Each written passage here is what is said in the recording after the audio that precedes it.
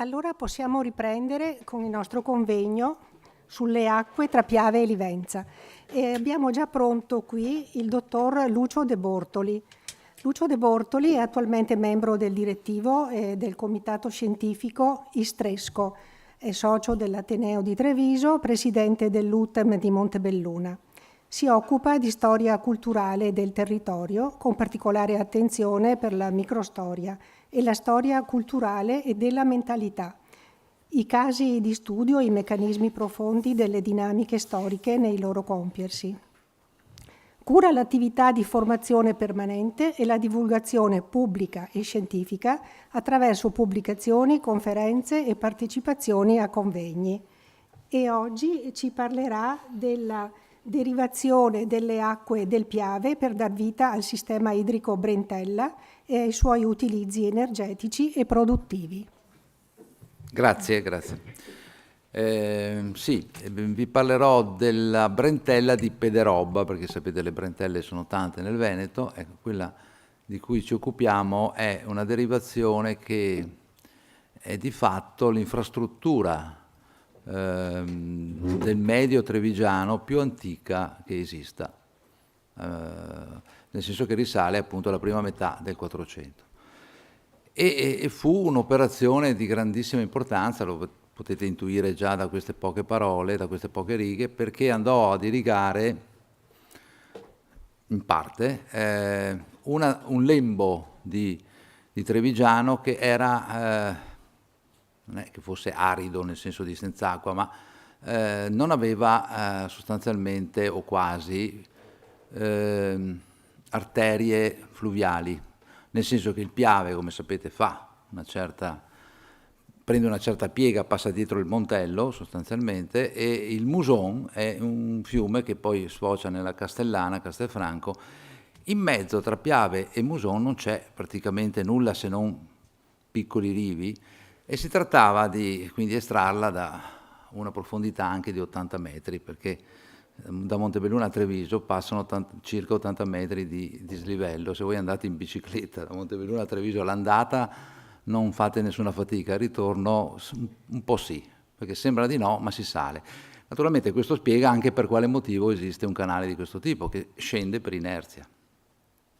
Da Pederobba non fa altro che scendere fino a Monigo, località nota se non altro perché c'è il campo da rugby e la caserma di Monigo, no? E quindi insomma copre un lembo molto ampio, 35.000 ettari di superficie. Vediamo un attimo un po' di cartografia, a partire dalla più antica, che è questa risale alla fine del 400, è naturalmente dedicata, sapete che la geografia è un'attività politica, no? Nel senso che funzionale agli scopi, in qualche misura, degli enti e delle istituzioni.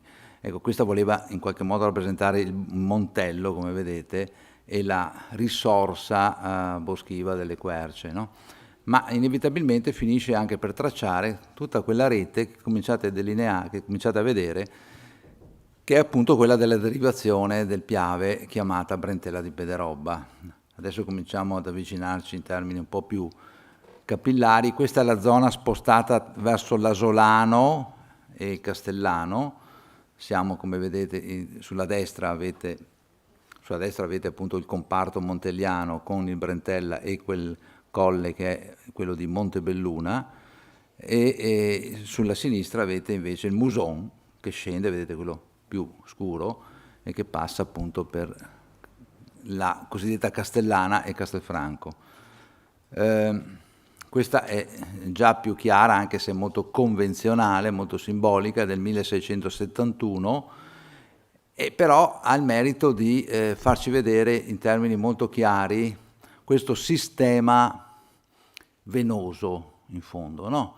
Basato su due grandi arterie, che sono quelle del canale di Caerano e quelle del canale del Bosco.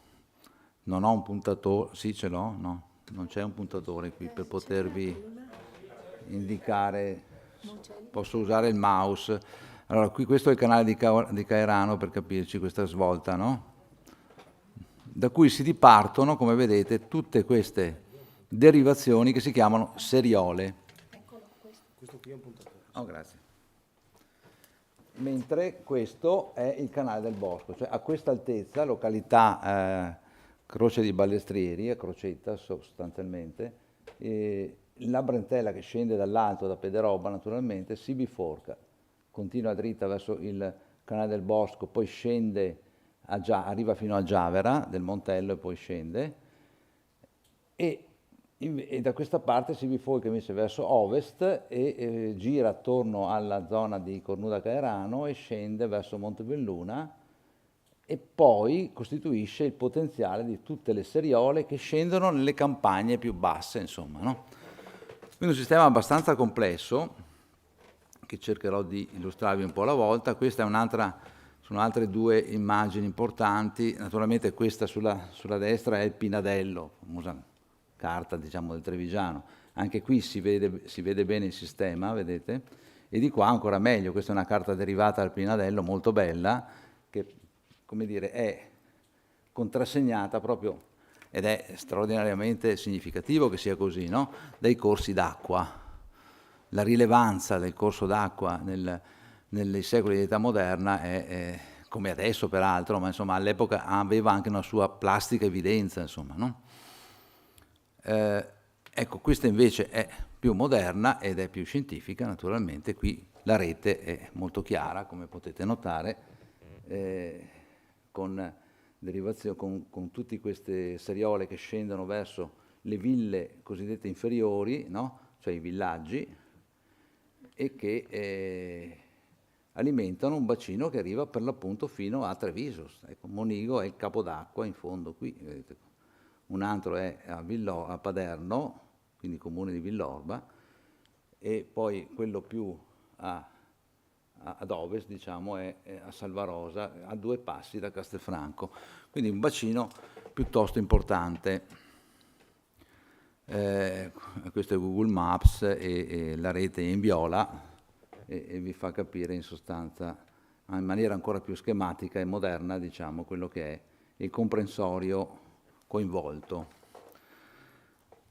Ecco, tutto questo venne poi anche disegnato in un mappale splendido che abbiamo avuto occasione di ristampare qualche anno fa, il mappale di Angelo Prati, nel disegno generale di tutta la Brentella, che illustra diciamo, tutto il corso del canale, naturalmente portandosi dietro in questo disegno anche ville, edifici, no?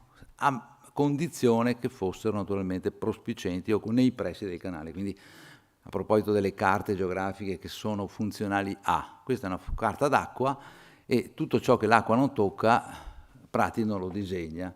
Quindi anche perché qualcuno dice ma in Prati non c'è, per forza non c'è, perché non c'è l'acqua, no?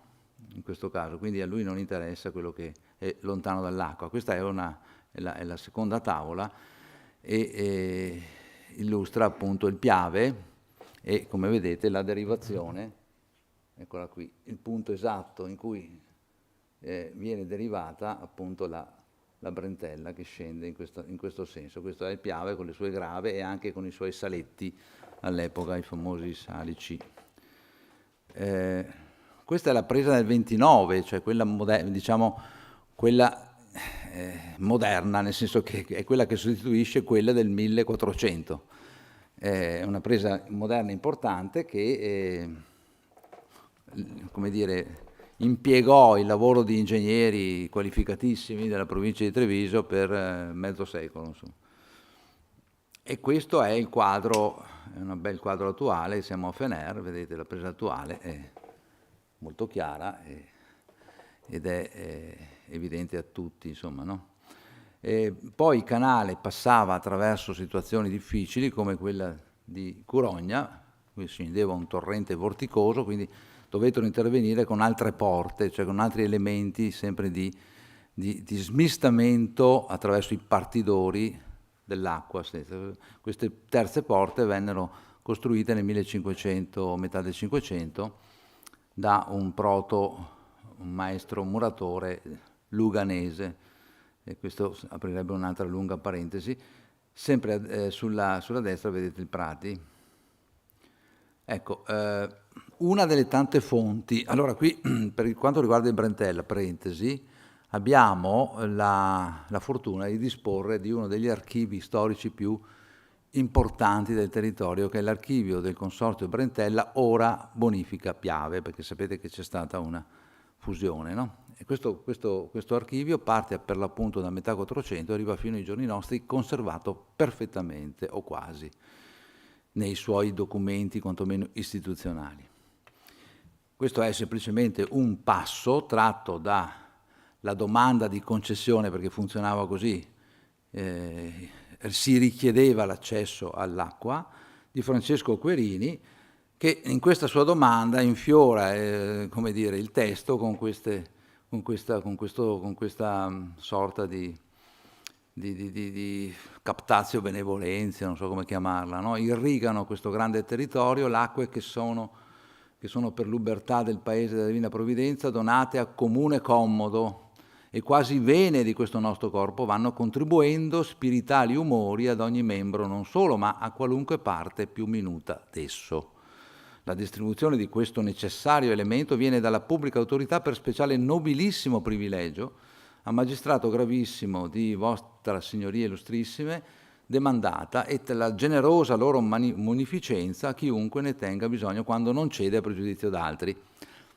Diciamo parecchia retorica, visto che, come del resto nelle società di antico regime, visto che in realtà il testo contiene, anche se in distillato, vedete, due coordinate su cui fondiamo tutto il nostro discorso, cioè l'essenzialità vitae dell'acqua e le forme distributive. In realtà in questo comprensorio l'uso di quest'acqua era innanzitutto alimentare, poi fu anche ovviamente irrigatorio, ma soprattutto irrigatorio dei broli. Il brolo non è esattamente il campo, non è esattamente la campagna, il brolo è il frutteto delle dimore signorili, no? I giardini, gli orti e quant'altro, e i prati, no? Quindi quasi la metà dei terreni beneficiati coincidevano con le colture specializzate della proprietà signorile, privilegiata a sua volta, no? Quindi il fattore distributivo è fondamentale in sostanza, perché è legato agli equilibri sociali di una società di antico regime fondata sul ceto di appartenenza, no? Anche questo non possiamo, non c'è il tempo, ma insomma sapete a cosa mi riferisco. La vicenda nasce nel 1436, in cui il Comune di Treviso chiede al Senato di derivare appunto le acque del Piave per queste necessità, insomma, no? Ovviamente il Piave, essendo un fiume navigabile, ricadeva sotto la pubblica autorità della Repubblica e della giurisdizione della Repubblica, e quindi il tutto passa attraverso il Senato. E il Senato fornisce anche l'indicazione dei progettisti, un bresciano e un bergamasco, Domenico Carabello e Domenico Ravanello, che venne poi affiancato da Michele da Caravaggio, a dimostrazione della perizia notevole degli ingegneri di Oltremincio, evidentemente, che la Repubblica ritenne di utilizzare non solo per questa iniziativa, ma anche per molte altre. E l'ambito è quello appunto della podesteria di Treviso. Sapete che il territorio trevigiano era diviso in podesterie, anche voi avevate la podesteria di Cenada, no? E di Serravalle, solo che quella di Treviso era divisa in quartieri, essendo molto grande, e l'ambito di cui stiamo parlando è quello della campagna di sopra e della campagna di sotto, che sono due quartieri appunto della podesteria, che arriva fino alle cerche, cioè fino alle cerchie urbane di Treviso, ma che si allarga anche all'Embi della podesteria di Asolo e della podesteria di Castelfranco, per un totale di 59 villaggi. Vabbè, su Venezia e le acque mi pare inutile insomma soffermarmi, sapete benissimo che intanto la bibliografia è enorme, la città era, come dire, attaccata dalle acque da nord, adesso ecco, il mondo si rovescia come sappiamo, quindi, e quindi grandissima attenzione per il regime dei fiumi, grandissima attenzione per il recupero delle aree paludose, pensiamo solo al Vise Cornaro e le sue riforme, e quindi anche in qualche modo alla leggenda, alle figure leggendarie di questi proti idraulici, no? Di questi ingegneri idraulici, Cristoforo Sorte, Sabadino, no? Fra Giocondo, che ora tra un po' incroceremo. Allora, come viene costruito questo canale? Viene costruito a carico dei beneficiari. I beneficiari sono i privati, ovviamente, e i villaggi. I lavori vengono però effettuati a piovego. Piovego sostanzialmente è l'antica definizione di lavoro pubblico. Il problema è che i lavori pubblici, intesi come li intendiamo noi oggi, erano tutta un'altra cosa. I lavori pubblici li facevano i villaggi, i distrettuali, no? E infatti i provvedimenti esecutivi di scavo coinvolsero tutti gli uomini di queste ville tra i 14 e i 70 anni, mobilitati per almeno una giornata di lavoro nel 43 e nel 44. Il lavoro consumò 12.000 giornate e quindi ci fu una presenza media giornaliera di 80 lavoratori. Chiaramente non è un impiego massivo antico egizio, ovviamente, però si tratta di, vedete, costi che vengono totalmente scaricati sulle comunità.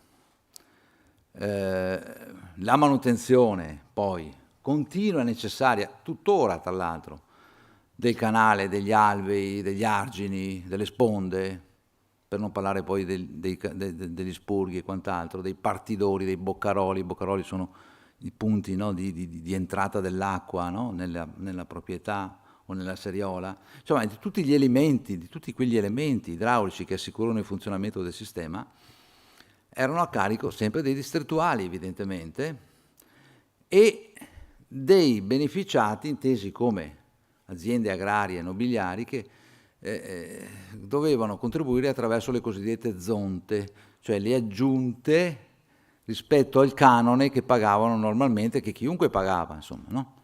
Le zonte che venivano in gran parte evase, cioè sostanzialmente questi proprietari non pagavano e pertanto, siccome non pagavano, l'aggravio nei confronti dei distrettuali, come sempre, aumentava, no? Perché comunque il lavoro di manutenzione andava fatto, no? Pagato o non pagato. Alcune immagini, questo è il canale nella sua portata anche più importante, questo è il tratto di Crocetta, per esempio, no? Tra l'altro alla fine dell'Ottocento questa portata d'acqua alimenterà la più importante fabbrica del Veneto, quantomeno la provincia di Treviso, cioè il canapificio di Crocetta, il famoso canapificio che impiegava 3.400 operaie e operai, no? E che pare fornì addirittura il cordame del Titanic, o Titanic che si dica, e quindi voglio dire, vennero installate delle turbine apposite, per utilizzare questa forza idrica. Questo è un passaggio del canale del Bosco. Ecco, il tema naturalmente è quello della necessità di temperare le concessioni private con quelle pubbliche, cioè i boccaroli di famiglia privati e quelli di villaggio, naturalmente. Una questione molto importante e che determinò dei conflitti enormi. Perché? Perché il canale aveva delle cronicità, delle crisi, una cronicità strutturale legata al fatto che le ville inferiori, come potete ben immaginare, avevano una portata d'acqua sicuramente inferiori a quella delle ville superiori. Perché? Perché il corso per inerzia inevitabilmente si attenua, ma soprattutto perché nel corso del canale vengono installati i mulini, chiaramente, no? Quindi l'ineguale distribuzione delle risorse è un grande problema. Questo è un testo di un podestà, tra l'altro veneziano, Marco Zantani. Ora mi piacerebbe leggerlo, ma temo che il tempo non me lo consenta. È un testo straordinario perché denuncia il disagio che, vedete le ultime 3 righe, i poveri che crepano di disagio e non hanno acqua per il bever loro. Perché il canale nasce come scopo di alimentazione innanzitutto, di uomini e animali. Ecco, questi non hanno nemmeno l'acqua perché la distribuzione è ineguale, no? Fra Giocondo interviene, il canale non è di Fra Giocondo, ma interviene con una consulenza importante nel 1507 e dice: signori, questo canale ha dei problemi di sistema, c'è una presa d'acqua all'Incile che è troppo piccola. C'è un corso che è troppo abbassato, che toglie caduta ed energia. Ci sono troppi terreni sabbiosi, e soprattutto ci sono troppi mulini, quindi almeno una decina devono essere abbattuti, insomma, perché i mulini determinano, come sapete, a causa degli sbarramenti per il salto d'acqua, una riduzione della forza e della forza di caduta, no? E quindi inevitabilmente delle dispersioni, per non parlare poi dei traboccamenti degli argini che determinano. Consigli che vengono in qualche modo acquisiti in parte attraverso la famosa, diciamo, prescrizione della bova bastarda, che sarebbe quel canale che passa dietro il mulino, che in cui, come sapete, no, una canalità ausiliaria nella quale defluiscono le acque eccedenti, no, per attenuare in qualche modo il salto d'acqua. Ecco, poi Fra Giocondo suggerì anche di spostare le prese a monte delle ruote, di rendere più distesa la caduta, insomma, di distanziare gli opifici e di adottare dei canali sfioratori che non impedissero lo scorrere comunque dell'acqua anche quando il mulino non funzionava, no? Il consiglio venne seguito parzialmente, molto parzialmente, perché c'erano una serie di infrazioni sia da parte delle aziende più grosse, dei patrizi, sia da parte dei contadini, che determinò poi un accumulo di denunce incredibili che costituiscono il 70% dell'attuale consistenza archivistica dell'archivio di cui vi parlavo. Ed è un mondo incredibile che andrebbe indagato, ma ci vuole una vita per farlo, credo. Il canale poi coincide appunto con questa grande diffusione, 32 ruote nel 1507, arrivano a 80 ruote alla fine del 700, il limite consentito da questa energia disponibile, perché insomma stiamo parlando di un canale, chiaramente non di un fiume, no? Però siamo di fronte a una delle più alte concentrazioni per pochi chilometri dell'intero territorio della Repubblica. Quello che vedete è una vecchia foto del Mulino Mora in centro a Montebelluna.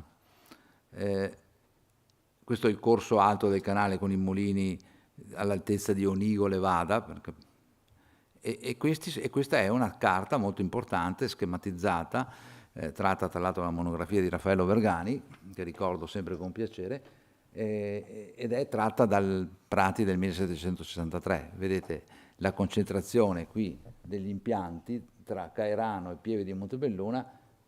Considerate che qui ci passano 3,5 chilometri e non di più, è veramente molto molto elevata, insomma, no?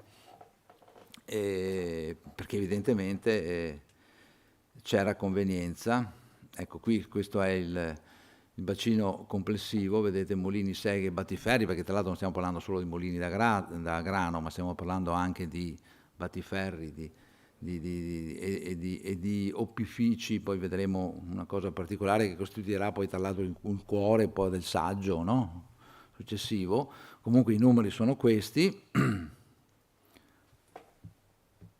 15, 27, guardavo l'ora. Sì. Anche se qui abbiamo la signora che mi... Ecco, questo è il momento più rilevante, che sarà il momento più importante del saggio, insomma, che qui arriva solo alla fine, e cioè la presenza di alcuni edifici, di alcune strutture produttive pre-industriali di grande rilevanza e per lo più misconosciute. Questo è il famoso edificio da seta della famiglia Emo, appena sopra Villa Emo, Fanzolo, che tutti conoscete, in località Edificio, che è un posto incredibile. Gli stessi locali non sanno bene da cosa derivi il nome. Bene, il nome deriva, questa frazione viene proprio da questo edificio enorme che impiegava, pensate all'epoca, 300-400 donne. Questo è un setificio, protagonista tra l'altro di un'avvertenza incredibile, e questa mappa straordinaria che si trova a Villa Emo, che io ho trascritto nella leggenda, vedete, indica tutte le plurali attività e funzioni di questa macchina produttiva. Cioè non c'era solo l'edificio, quello naturalmente che vedete qui, no? Ma c'era anche il mulino, c'erano le case, pensate, le cosiddette binate industriali, le case per le lavoratrici, i lavoratori, insomma, no? Quindi una concezione di grande modernità, che vedete anche in questa riproduzione del catasto asolano, molto bella, di grande modernità. Questo è l'unità produttiva, ma queste sono tutte le casette in cui abitavano le persone. L'altro edificio importantissimo, anche questo scomparso, è invece questo qui, che è il filatoio della famiglia Benzi a Cairano, un orsoglio alla bolognese, cioè un filatoio caratterizzato da tecnologie particolari, molto più produttive e legate alla qualità, che caratterizzò il centro del villaggio di Cairano. Quella sotto non è una villa Benzi, è una villa dei Rovero, che dir si voglia, ma come vedete il quadro è abbastanza chiaro. Per corredare un po' il tutto abbiamo anche un esempio di brolo, quello di Villa Nani a Falzè di Trevignano. Questo sono semplicemente corredi per farvi capire come funzionava una denuncia, una richiesta d'acqua, no? Corredata sempre da una unità cartografica. E anche per quello che l'archivio del Consorzio Brentella è ricchissimo e straordinariamente importante, perché è ricchissimo di mappe e di disegni, soprattutto a distanza, come si dice, ravvicinatissima. E qui abbiamo la villa, abbiamo il brolo e quant'altro. Questo è invece il giardino e il brolo di Villa Emo. E per concludere, questa mappa straordinaria che si riferisce a Villa Giustinian in centro a Montebelluna, di fronte a un supermercato adesso, e che nel retro rappresenta, come raramente mi è capitato di vedere, l'articolazione di un brolo, di una villa veneta del 600, in questo caso siamo all'inizio del 700, e vedete tutte le suddivisioni: orti, giardini, boschetto de Carpani, il labirinto, il broletto, la cortesela, la mota per la fabbrica di conigli, la melonara, terra broliva, anche qui il giardino, qui è la giassera naturalmente, la ghiacciaia, no? La peschiera, e questa è invece è la peschiera che arriva fin qua, e queste sono in pianta, cosa rarissima tra l'altro, i locali della villa. Vedete la sala centrale e le varie stanze, insomma. Ed è interessantissimo. Questa è la corte delle dame e la caneva, insomma è un piccolo gioiellino che volevo portare alla vostra conoscenza, per dimostrare come tutto questo sistema venisse alimentato appunto dall'acqua del canale Brentella, che in questo caso veniva da Cairano attraverso una derivazione. Credo di aver finito il tempo a disposizione. Perfetto. Scusate se ho corso, ma è giusto che ognuno faccia la sua parte in termini di distribuzione e delle risorse. Grazie. Grazie.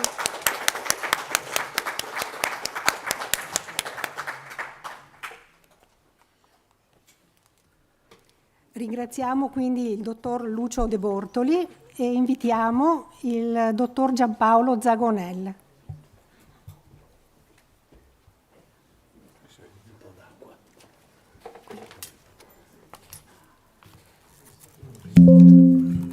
Sì, va bene.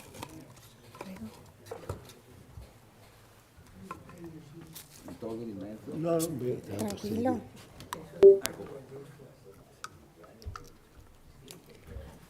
Allora intanto presento il dottor Giampaolo Zagonel, laureato in economia e commercio, già amministratore delegato di aziende industriali.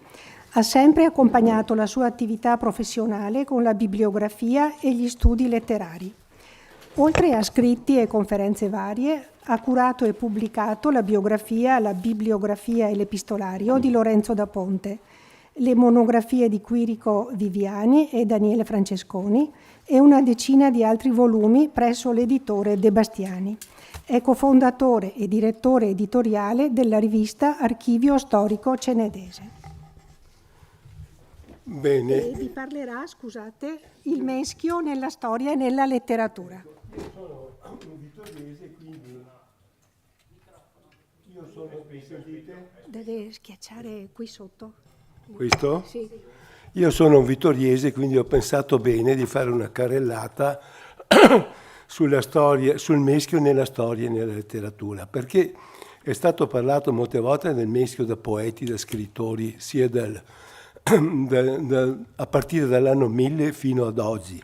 Però una raccolta antologica, anche sintetica, degli scritti che riguardano il Meschio non c'era. Il Meschio, sapete, lo dico per chi non è da Vittorio Veneto, è lungo solo una trentina di chilometri, è largo al massimo 10-15 metri, profondo pochi metri, però ha tutte le carte in regola per definirsi fiume, per la sua portata in temperatura costante, e costante d'acqua, e per la confluenza in un fiume di maggiore importanza, la Livenza, in cui entra in proporzioni tali da non sembrare un affluente. Per tanta parte del percorso il Meschio scorre attraverso Vittorio Veneto, da dove nasce, per cui può essere definito fiume vittoriese. Nasce a monte di Serravalle, come è stato detto questa mattina, da cui anche il nome miscere Meschio. E il nome dialettale è Mesch. La prima memoria del Meschio compare in un diploma che l'imperatore Ottone I concede il 6 agosto del 962 al vescovo di Teneda Sicardo. Il vescovo di Ceneda era stato privato ancora nel 951 da Berengario II e dal figlio Adalberto di molti beni e diritti. L'imperatore era di ritorno da Roma dopo l'incoronazione nell'estate del 962 e si trovava a Como, dove si reca Sicardo, il vescovo, che gli presenta una supplica per avere almeno qualche parte dei suoi antichi possedimenti. L'imperatore acconsente e gli concede un diploma per cui la contea franca di Ceneda si trasformò in contea o comitato tedesco, con confini ridotti, con il presule creato vescovo conte autorizzato ad esercitare, oltre ai poteri religiosi, alcuni poteri giurisdizionali. Da quel momento si suppone che sia passato ad abitare nel castello di San Martino, attuale sede dei vescovi. E ecco la parte del documento in cui è citato il Meschio, è in latino, quindi non la cito, ma poi c'è anche la traduzione, in cui per la prima volta è citato il Meschio, Flumen Misco. Quindi l'imperatore concedeva al vescovo Sicardo tutta la terra che dipendeva dalla città fortificata di Ceneda, compresa fra la corte di Tovena, ci sono di Valmarino, e poi scorrere lungo il Meschio fino al Campardo, Colle Umberto, e da qui fino alla confluenza del Cervano col Monticano per tornare alla corte di Ceneda. Il Meschio viene ancora ricordato nella donazione dell'11 settembre 1093 che il conte cenedese Ermanno e sua madre Cunizza fanno alla chiesa di Santa Maria e San Tiziano di Ceneda. Si tratta di varie terre donate, fra cui una nona Iusta Miscum, eccetera, in cui viene nominato ancora il Meschio.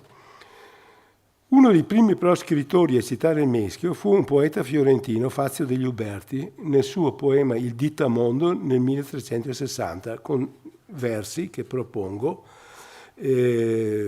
tratti da una edizione moderna che è praticamente dalla Dittamondo a cura di Giuseppe Corsi, Bari, La Terza, 1952, di cui non vi leggo i versi per brevità perché il mio articolo è abbastanza lungo. Comunque è citato il Meschio, ma il primo vero cantore del Meschio è uno dei più famosi umanisti del Cinquecento, Marcantonio Flaminio. Nato a Serravalle nel 1498, vi soggiornò i primi 11 anni di vita, tornando poi per breve periodo nel 1525. Il rapporto con Serravalle fu pertanto soltanto da bambino, affettuosamente allevato dalla madre, la serravallese Vetturia, e dal padre Giovanni Antonio da Imola, pubblico insegnante di grammatica a Serravalle, che ne curò l'educazione. Pochi anni, ma sufficienti a creare nella mente del vivacissimo fanciullo un indelebile ricordo e un'immagine ricorrente del Meschio che più volte lo citerà con malcelata nostalgia nelle sue poesie in latino. Il tratto del Meschio che il Flaminio ricorda nelle sue liriche latine è quello che parte dalla sorgente fino al confine nord di Serravalle. Io ho espunto da tutte i Carmina del Flaminio 6 liriche, le ho proposte sia in latino e poi le ho proposte in varie traduzioni, perché il Flaminio era un poeta molto acclamato dal Cinquecento in poi e le sue traduzioni dal latino è stato tradotto in italiano a partire già dal Settecento per dimostrare quanto i suoi versi siano sempre stati apprezzati e studiati. Quindi ho proposto da queste carmi varie traduzioni a partire dal Settecento fino alle ultime degli studenti del Flaminio e quelle di Aldo Toffoli. E ne ho tratte dalle carmi, dai Lusus Pastorali, almeno 5. E le trovate sia in latino sia poi nelle traduzioni italiane. Poi ci sono anche dei carmi dedicati una ad Alvise Priuli, una a Francesco Robortello, che erano dei suoi amici umanisti. Dopo Marcantonio Flaminio, il Meschio continuò, però involontariamente causò un grosso guaio a Serravalle e toccò proprio al padre Marcantonio Flaminio raccontarne l'accaduto. Il 16 ottobre 1521 una frana staccatasi dai contrafforti del Col Visentin cade nel laghetto allora esistente nella zona di Forcal, interrandolo completamente. Il laghetto occupava il fondo di una depressione che si stendeva tra la frazione di Longhere e Savassa, era di forma ellittica e la sua dimensione è di circa 500 metri per 300. La massa d'acqua si riversò all'improvviso mentre infuriava un terrificante temporale sull'abitato di Serravalle, determinando rovine, colmando le strade di sassi, ghiaia e fango, provocando grandissimi danni. Fu una specie di vaiont ante litteram che ne deviò anche il corso del Meschio. I danni di questo tragico evento si possono visibilmente notare ancora oggi se uno va in piazza Flaminio, in via Martiri della Libertà e soprattutto in via Casoni, in cui le colonne dei palazzi sono sproporzionate rispetto all'arco, poiché ancora sprofondate nel fango e terriccio dell'inondazione, quindi rimaste interrate ancora per qualche metro. La notizia di questo disastro è stata raccontata da Gian Antonio Flaminio in una lettera a Bernardo de Rossi in latino, di cui più volte è stata proposta nei secoli, portata a conoscenza e anche tradotta. Io qui metto l'ultima traduzione effettuata, che è quella di Aldo Toffoli. È una lettera lunga di una pagina e mezzo. I serravallesi però dopo questa alluvione non si persero d'animo, ripulirono la città dal fango e dai detriti, ricostruirono gli edifici caduti, restaurarono i pericolanti, misero le briglie al Meschio per poterne usufruire l'acqua senza paura e con i Meschet realizzarono nel 1598, per merito di Giobata Segato, una vera e propria opera di ingegneria idraulica che ammiriamo ancora oggi. Dopo Marcantonio Flaminio troviamo Alessandro Citolini, l'autore famoso della Tipocosmia, ma anche di alcune liriche, fra cui una dal titolo Della sua donna, in cui nomina il Meschio lungo le verdi rive del puro Mesco, Giva, eccoti, a caso secondo, eccetera. Ometto la poesia, che è tratta da una versi e regole della nuova poesia toscana, stampata a Roma da Aldo Bladolo nel 1539 e poi anche proposta da Giosuè Carducci nella sua antologia La poesia barbara nei secoli XV e XVI, stampata a Bologna da Zanichelli nel 1881. Metto le due fonti in modo da poter trovarla eventualmente insieme ad altre poesie. Non mancò poi di ricordare Meschio ancora in latino, mentre Citolini l'ha detta la poesia in italiano, in volgare. Continuano anche le poesie in latino, soprattutto quelle di Piazzoni, 1500 e 1583, che lo nomina più volte, prima di tutto in un inno in latino in endecasillabi per il martirio di Santa Augusta Vergine, di cui faccio la citazione in latina e propongo la versione poetica dell'abate Jacopo Bernardi del 1813. Poi ancora nomina il Meschio in una poesia per la morte dell'arcivescovo di Zara Andrea Minucci, che non è Minuccio Minucci, è lo zio Andrea Minucci, anche lui arcivescovo di Zara, che è sepolto nella chiesa fuori dalla chiesa di Sant'Andrea. Del medesimo autore, sempre di Piazzoni, abbiamo anche un epigramma proprio dedicato al Meschio e qui metto la traduzione di Aldo Toffoli. Un altro cantore serravallese del fiume che bagna la città è Guido Casoni, questo lo cita sempre il Meschio in italiano, che lo ricordò in più occasioni sia in poesia che in prosa. La prima volta in un'ode del 1602 che è preceduta da questo preambolo.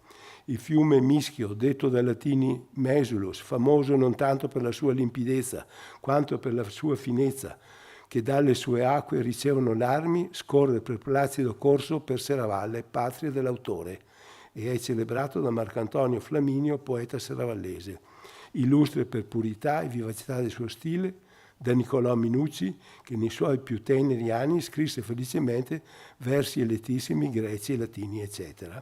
E poi c'è la poesia in cui nomina il Meschio. Poi lo nomina anche in prosa nel 1629 in un suo dialogo Ragionamenti interni. Si trova un capitolo della solitudine, ragionamento secondo. Un monologo di cui propongo l'inizio, che basta a comprendere le sue emozioni, che però potrebbero essere anche le nostre, quando ci richiama alla sorgente del fiume, circondata da una natura rimasta pressoché intatta fino ai nostri giorni. Io pure, a passo lento, involto in placidi pensieri, sono giunto al tuo piede, o ferteggiante Sentino, che è il Visentin, che sorgendo sopra le nubi pretendi quasi con cima di baciare il cielo. Ma poiché t'avvedi essere un piccolo granello d'arena rispetto alla di lui inaccessibile altezza, negletto ti stilli per dolore in lacrime interne, le quali dalle caverne del tuo seno, gocciolando ai tuoi piedi, formano questo fonte, il quale, né agitato dal vento, né impedito da rami o da fronde caduche, conduce così l'altrui vista al tuo fondo, come se di cristallo purissimo fosse, e tutto ceruleo manda fuori l'acque limpide e chiare che, rompendosi tra bianchi sassi, scorrono in grembo al lago vicino, ove il fiume, mischiando le sue acque con le acque di lui, esse più copioso d'onde e acquista il nome di Meschio. Poi lo Pitergino Girolamo Amalteo, nato 1507-1574, nel porgere un omaggio poetico in latino al vescovo di Ceneda Michele della Torre, cita più volte il Meschio e le ninfe mesuline. Poeticamente però il Meschio fu oggetto anche di una favola pastorale assieme alla Livenza. Ne è autore Cornelio Amalteo, fratello di Girolamo, 1530-1603, con il poemetto in latino, una elegia di 228 versi, dal titolo Mesulus et Liquentia. Il Meschio è un satiro e Livenza è una ninfa che dopo varie vicissitudini furono convertiti in fiumi. Una traduzione italiana del poemetto dell'Amalteo è quella composta dall'arciprete muranese Angelo Dalmistro nel 1807 e ancora nel 17. E anche qui propongo l'inizio del poemetto dell'Amalteo e poi l'inizio della traduzione del Dalmistro. Nel 1591 Giovanni Bonifacio pubblicò l'Historia di Trevigi, nella quale non manca di ricordare Ceneda e Serravalle e il fiume Meschio che bagna le due cittadine.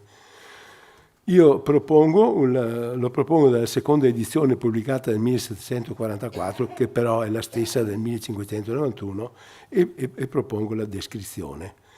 Anzi, ne fa due descrizioni. Il Meschio cosiddetto dalla Savassa e dalla Negrisuola, piacevoli fiumicelli poco sopra Serravalle, insieme mescolati egli deriva, che verso levante correndo entra a Sacile nella Livenza, chiudendo dalla parte di sopra verso i monti Cordignano e Canea, ed entrando per Serravalle poco lontano, lascia dalla parte di sotto Ceneda, nel qual contorno nasce il Montegano, che similmente verso oriente piegando, cammina vicino a Conegliano, poi passa per Uderzo e da poi alla Mota entra nella Livenza. Così Serravalle, per merito delle acque del fiume Meschio, era diventata famosa per l'arte delle spade.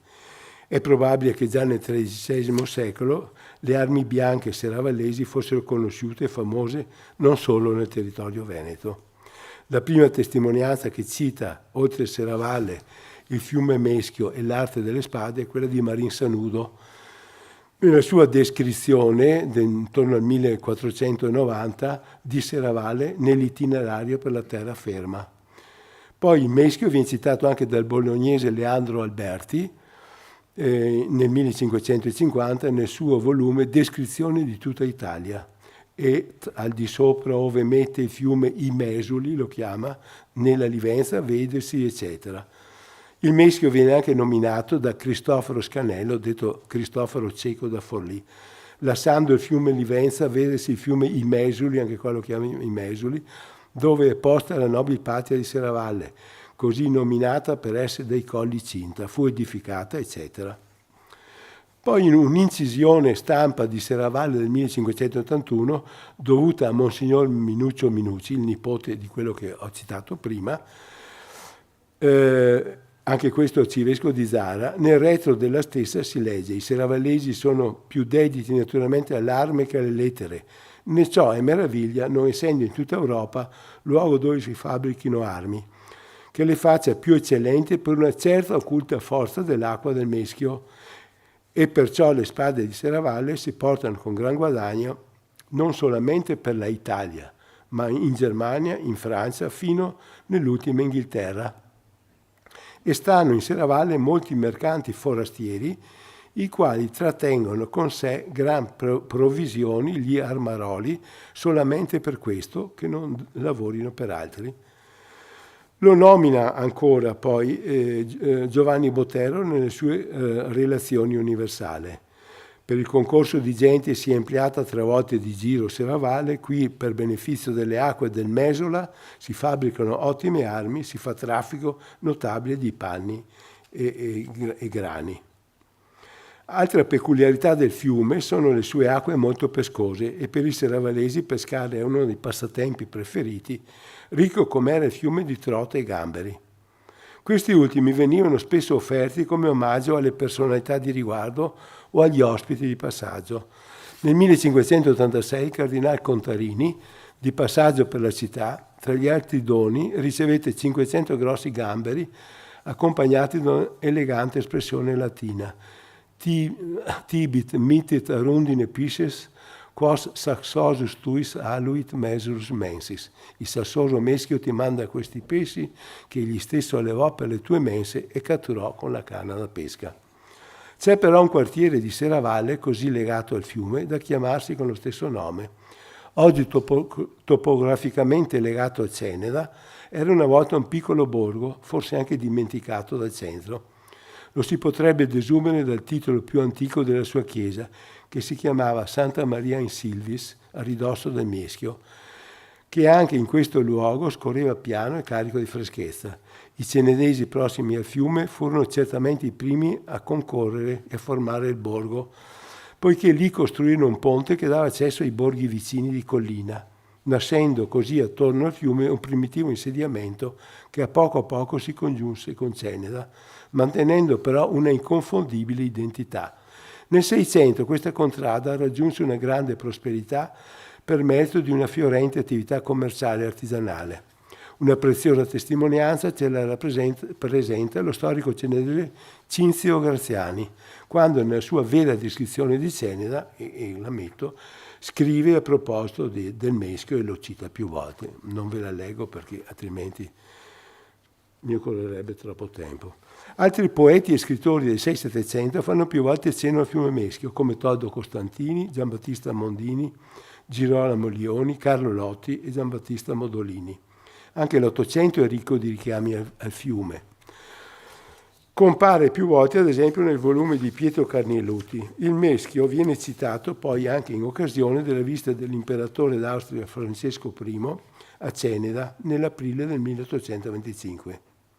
Un omaggio in latino all'imperatore lo porge tra gli altri l'allora vescovo di Ceneda Jacopo Monico con l'Hymnus ad Aquilam Augustam, in cui alla fine i versi citano il Meschio e che nella versione italiana metto quelli di Giovanni dal Colle, un contemporaneo cenedese dell'epoca.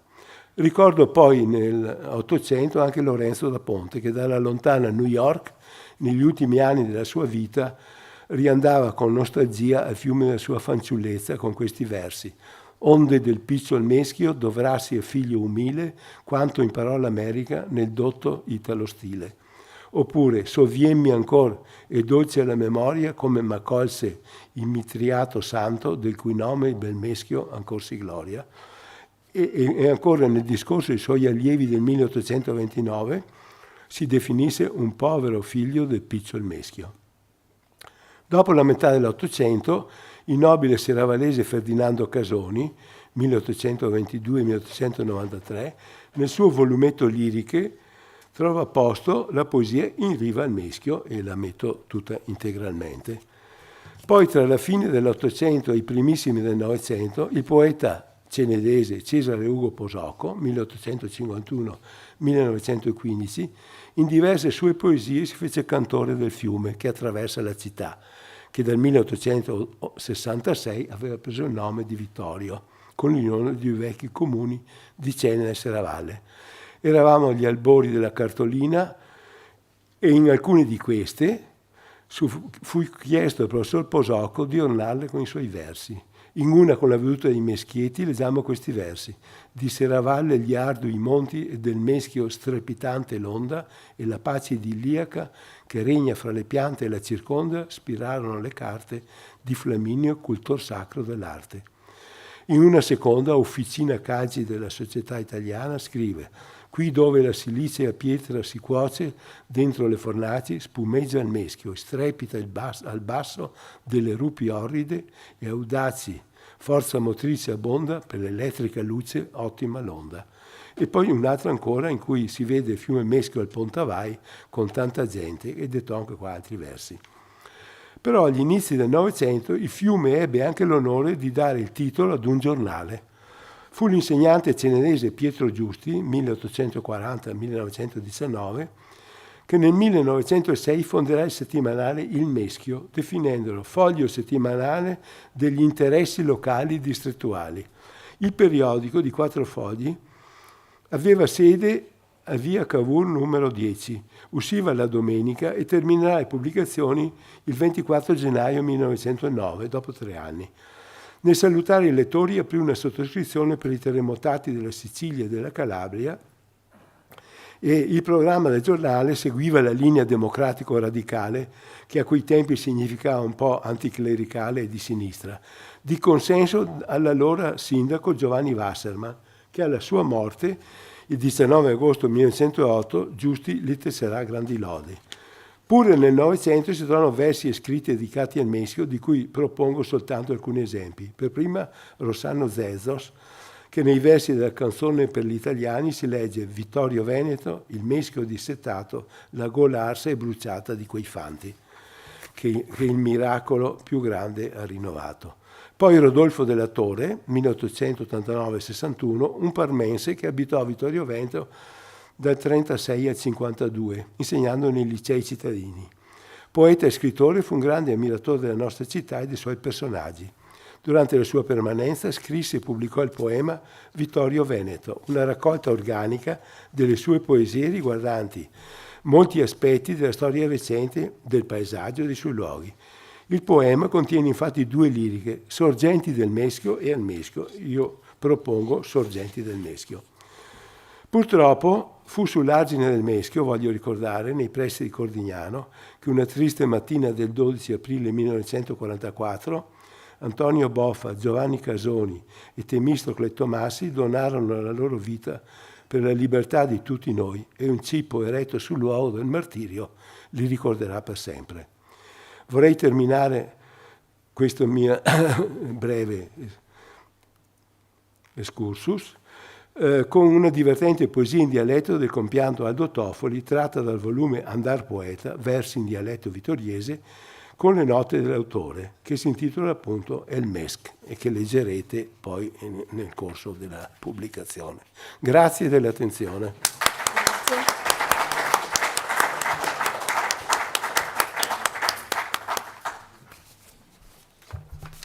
Allora ringraziamo il dottor Giampaolo Zagonel e invitiamo la dottoressa Silvia Bevilacqua.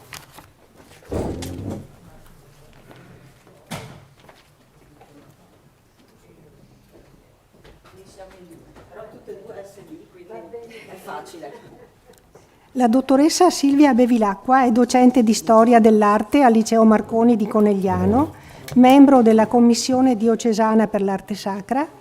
Si è a lungo occupata della gestione dei servizi dei musei civici cittadini, Si occupa di museologia e di ricerca storico-artistica in ambito locale e oggi ci parlerà delle fontane di Vittorio Veneto. Bene, allora intanto che si apre, vedete siamo in due perché in corso d'opera con molta generosità la dottoressa Sara Borsoi qui a fianco a me si è offerta di aiutarmi soprattutto per gli aspetti un po' tecnici e quindi sono felice che ci sia anche lei qui. Allora, di fontane io avevo già parlato un po' in questo libro pubblicato nel 2009 da Kellerman, che però aveva, come dire, degli intenti poetici, no? Abbiamo appena parlato di poesie sul Meschio, qui ci sono diverse poesie, ad esempio di Carlo Piasentin, mi fa piacere citarlo, e anche dei testi di Vittorino Pianca, per cui il mio ruolo era un po' così di presentazione. Poi l'interesse per le fontane da questo è derivato con delle attività fatte con Legambiente, che hanno avuto uno straordinario, cioè dei giri a Vittorio Veneto in bicicletta, insomma a conoscere, a scoprire le fontane, che insomma ha fatto capire quanto ci sia interesse intorno a questo. Interesse che possiamo tutti capire, il nostro interesse per la cura dell'acqua, questo oro blu del nostro millennio.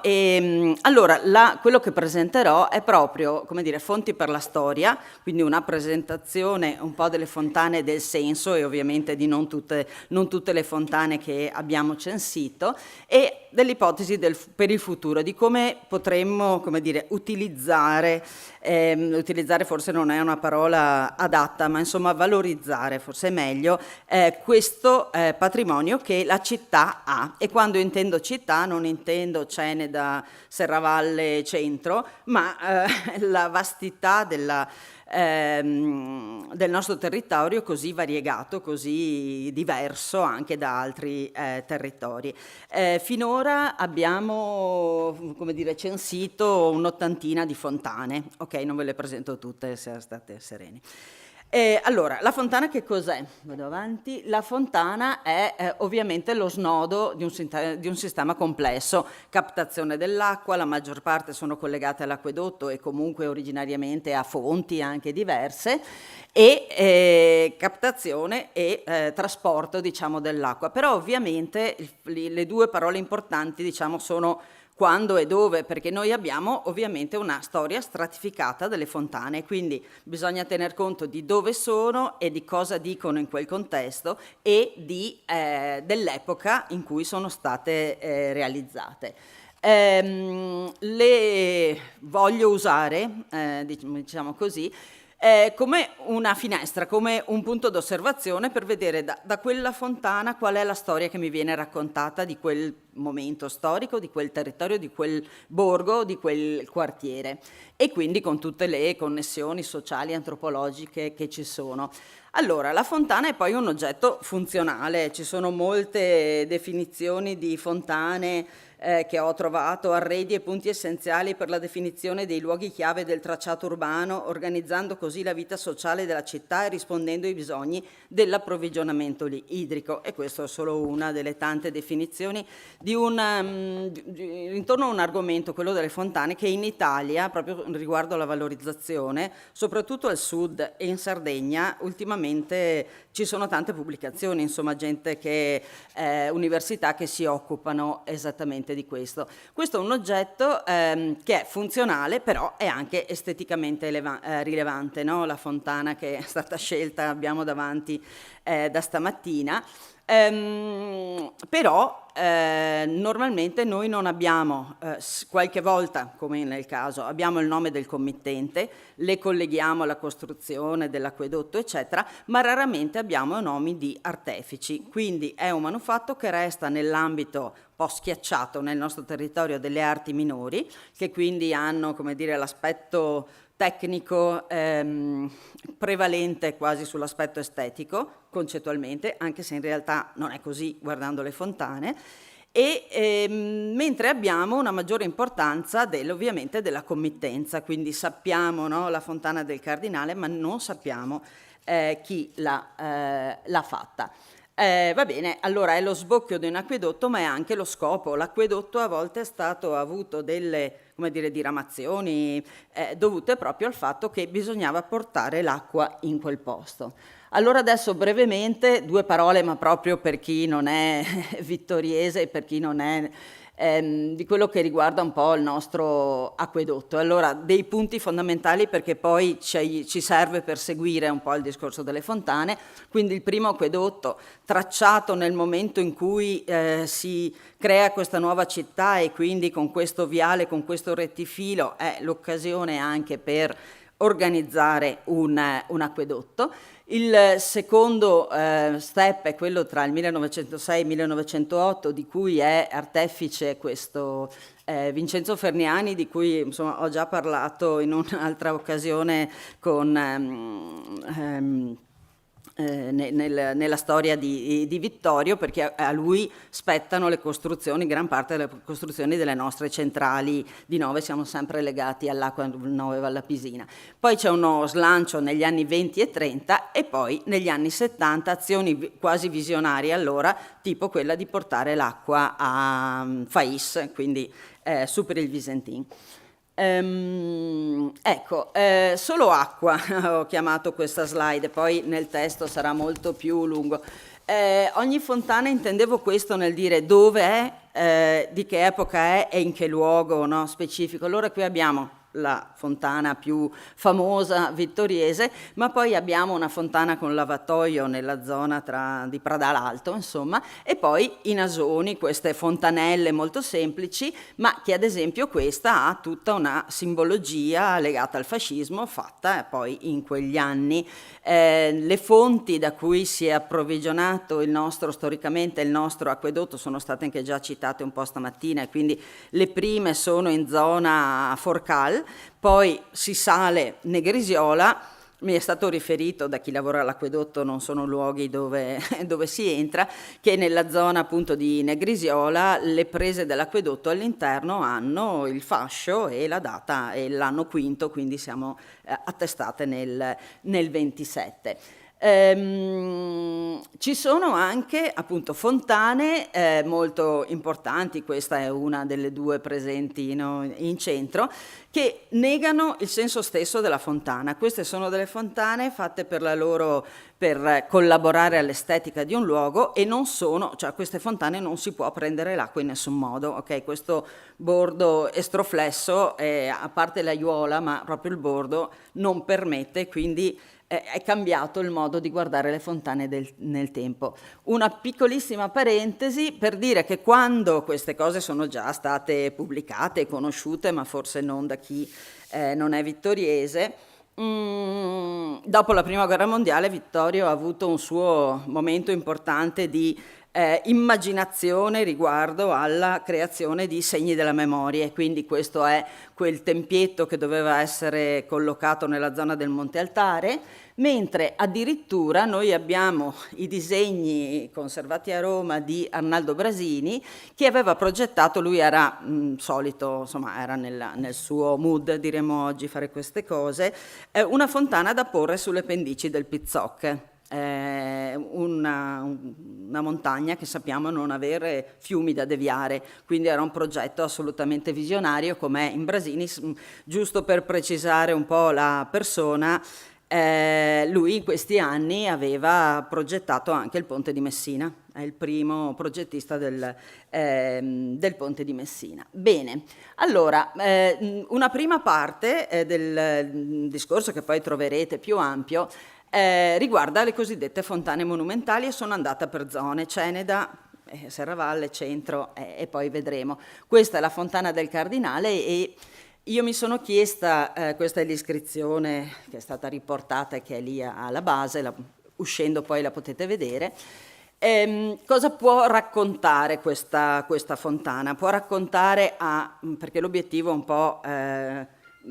possiamo attrarre delle persone di quel turismo slow che vogliono conoscere un territorio anche per vedere le fontane di Vittorio? La mia risposta ovviamente è sì.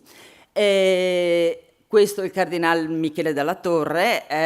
Ovviamente non ho nulla da aggiungere alle tante biografie precise che sono state fatte, ma metto solo delle parole chiave. Questo personaggio, quando lo si studia, quando si legge la sua biografia, niente di più, si parla di Carlo V, di Caterina dei Medici, di Paolo III, del Concilio di Trento, di Tiziano, e quindi, come dire, guardiamolo, questa fontana adesso è molto osservata anche per, onestamente, per il degrado, no? Che la affligge, però dovremmo riuscire ad astrarre e a mettere questa fontana in relazione con il palazzo La Loggia e soprattutto con l'arco, no, che troviamo salendo per il castello, che doveva essere un po' l'accesso al suo giardino, al giardino del castello. Qui l'analisi che io propongo è un'analisi di tipo formale, che in realtà non è mai stata fatta, e quindi analizzando un po' la tipologia, ad esempio le 16 facciate, 2 volte 8, un cardinale commissiona una fontana e usa il numero 8, l'abbiamo già citato, che è il numero con cui abbiamo sempre fatto i battisteri, perché i 7 giorni della creazione più l'8° giorno creano la completezza, e poi c'è tutto, qui vi faccio vedere la partenza, secondo me, no, di un'iconografia, quindi Jan van Eyck, che mostra questa forma della fontana, fonte della vita, con le 8 facce, e poi abbiamo questa struttura geometrica, questo forte, molto importante, è ben evidenziato anche da questo disegno qua sotto, no? Il cubo, e poi quella grande vasca monolitica che evocava sicuramente le fontane dell'età imperiale, no? Quelle che si ritrovavano nelle terme, che ha 4 cannelle, mentre i 3 putti che sopra tengono le cannelle di ferro sono 3, quindi 4 e 3, 7, le virtù cardinali e le virtù teologali, sottolineando che in tutta questa fontana, al di là del numero 8 e di questa simbologia, ma nella forma non c'è un elemento esplicitamente religioso, cioè quelli sono proprio putti, ad esempio, non sono angioletti. E quindi anche questa è una cosa da capire e da spiegare. Dov'era collocata? Lo sappiamo dalle stampe, ma lo sappiamo anche, mi piace citare, un dipinto che è qui in cattedrale, tra i 2 santi domenicani, Santa Rosa da Lima e San Domenico, c'è l'immagine della piazza con la sua fontana al centro, che è stata spostata 80 anni dopo più o meno questo dipinto, quindi adesso non mi ricordo la data, ma adesso la trovo, ma insomma non importa. Aspetta che ve lo dico, 1864, e quindi il dipinto è invece del 1876. L'intervento di Segatti, eccetera, su questo poi ne possiamo parlare. Vado avanti con altre fontane. Allora, ho saputo questa mattina, siccome questa fontana è appena stata restaurata e quindi le informazioni delle ultime cose le ho generosamente avute dalla restauratrice, quindi dalla dottoressa Emanuela Ruggio, che ci sarà una pubblicazione apposita su questa fontana e ne siamo molto, molto contenti. Il modello, come vedete, è sempre lo stesso, la sua fama così che l'ha portata davvero oltre i confini della città è questa della la memoria degli arditi, spero abbiano bevuto anche altri corpi, insomma senza distinzione, che si sono abbeverati, simbolo della liberazione dal nemico dopo l'anno dell'invasione, il 30 ottobre, eccetera, del 1918. Avranno bevuto anche nelle altre fontane, ma questa ha avuto sicuramente un suo ruolo, soprattutto perché un vento nazionalista, insomma, successivo, l'ha molto caricata di valori, adesso vi farò vedere. Questa, la struttura, la statua, è un elemento che sostituisce tutta la struttura che avevamo visto nella fontana di Ceneda, è un bel esempio seicentesco di ripresa di un tema dell'ellenismo prassitelico, e quindi questa fanciulla che esce o entra dal bagno, che fa vedere le sue forme, che crea questo dinamismo con questo drappo che è rovinato, però insomma ci dà l'idea, no, di tutto un movimento, il passo accennato, la testa che guarda dall'altra parte. Questa fontana, oltre ad aver avuto un elemento che io non riesco a trovare, nel senso che nel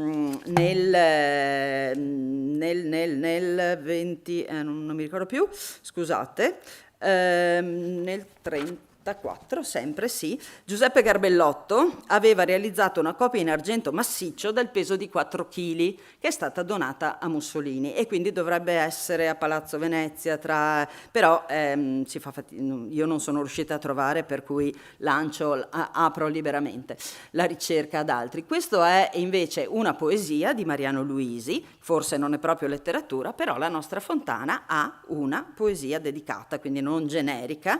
Perché? Perché quando il 24 settembre a Napoli nacque Maria Pia di Savoia,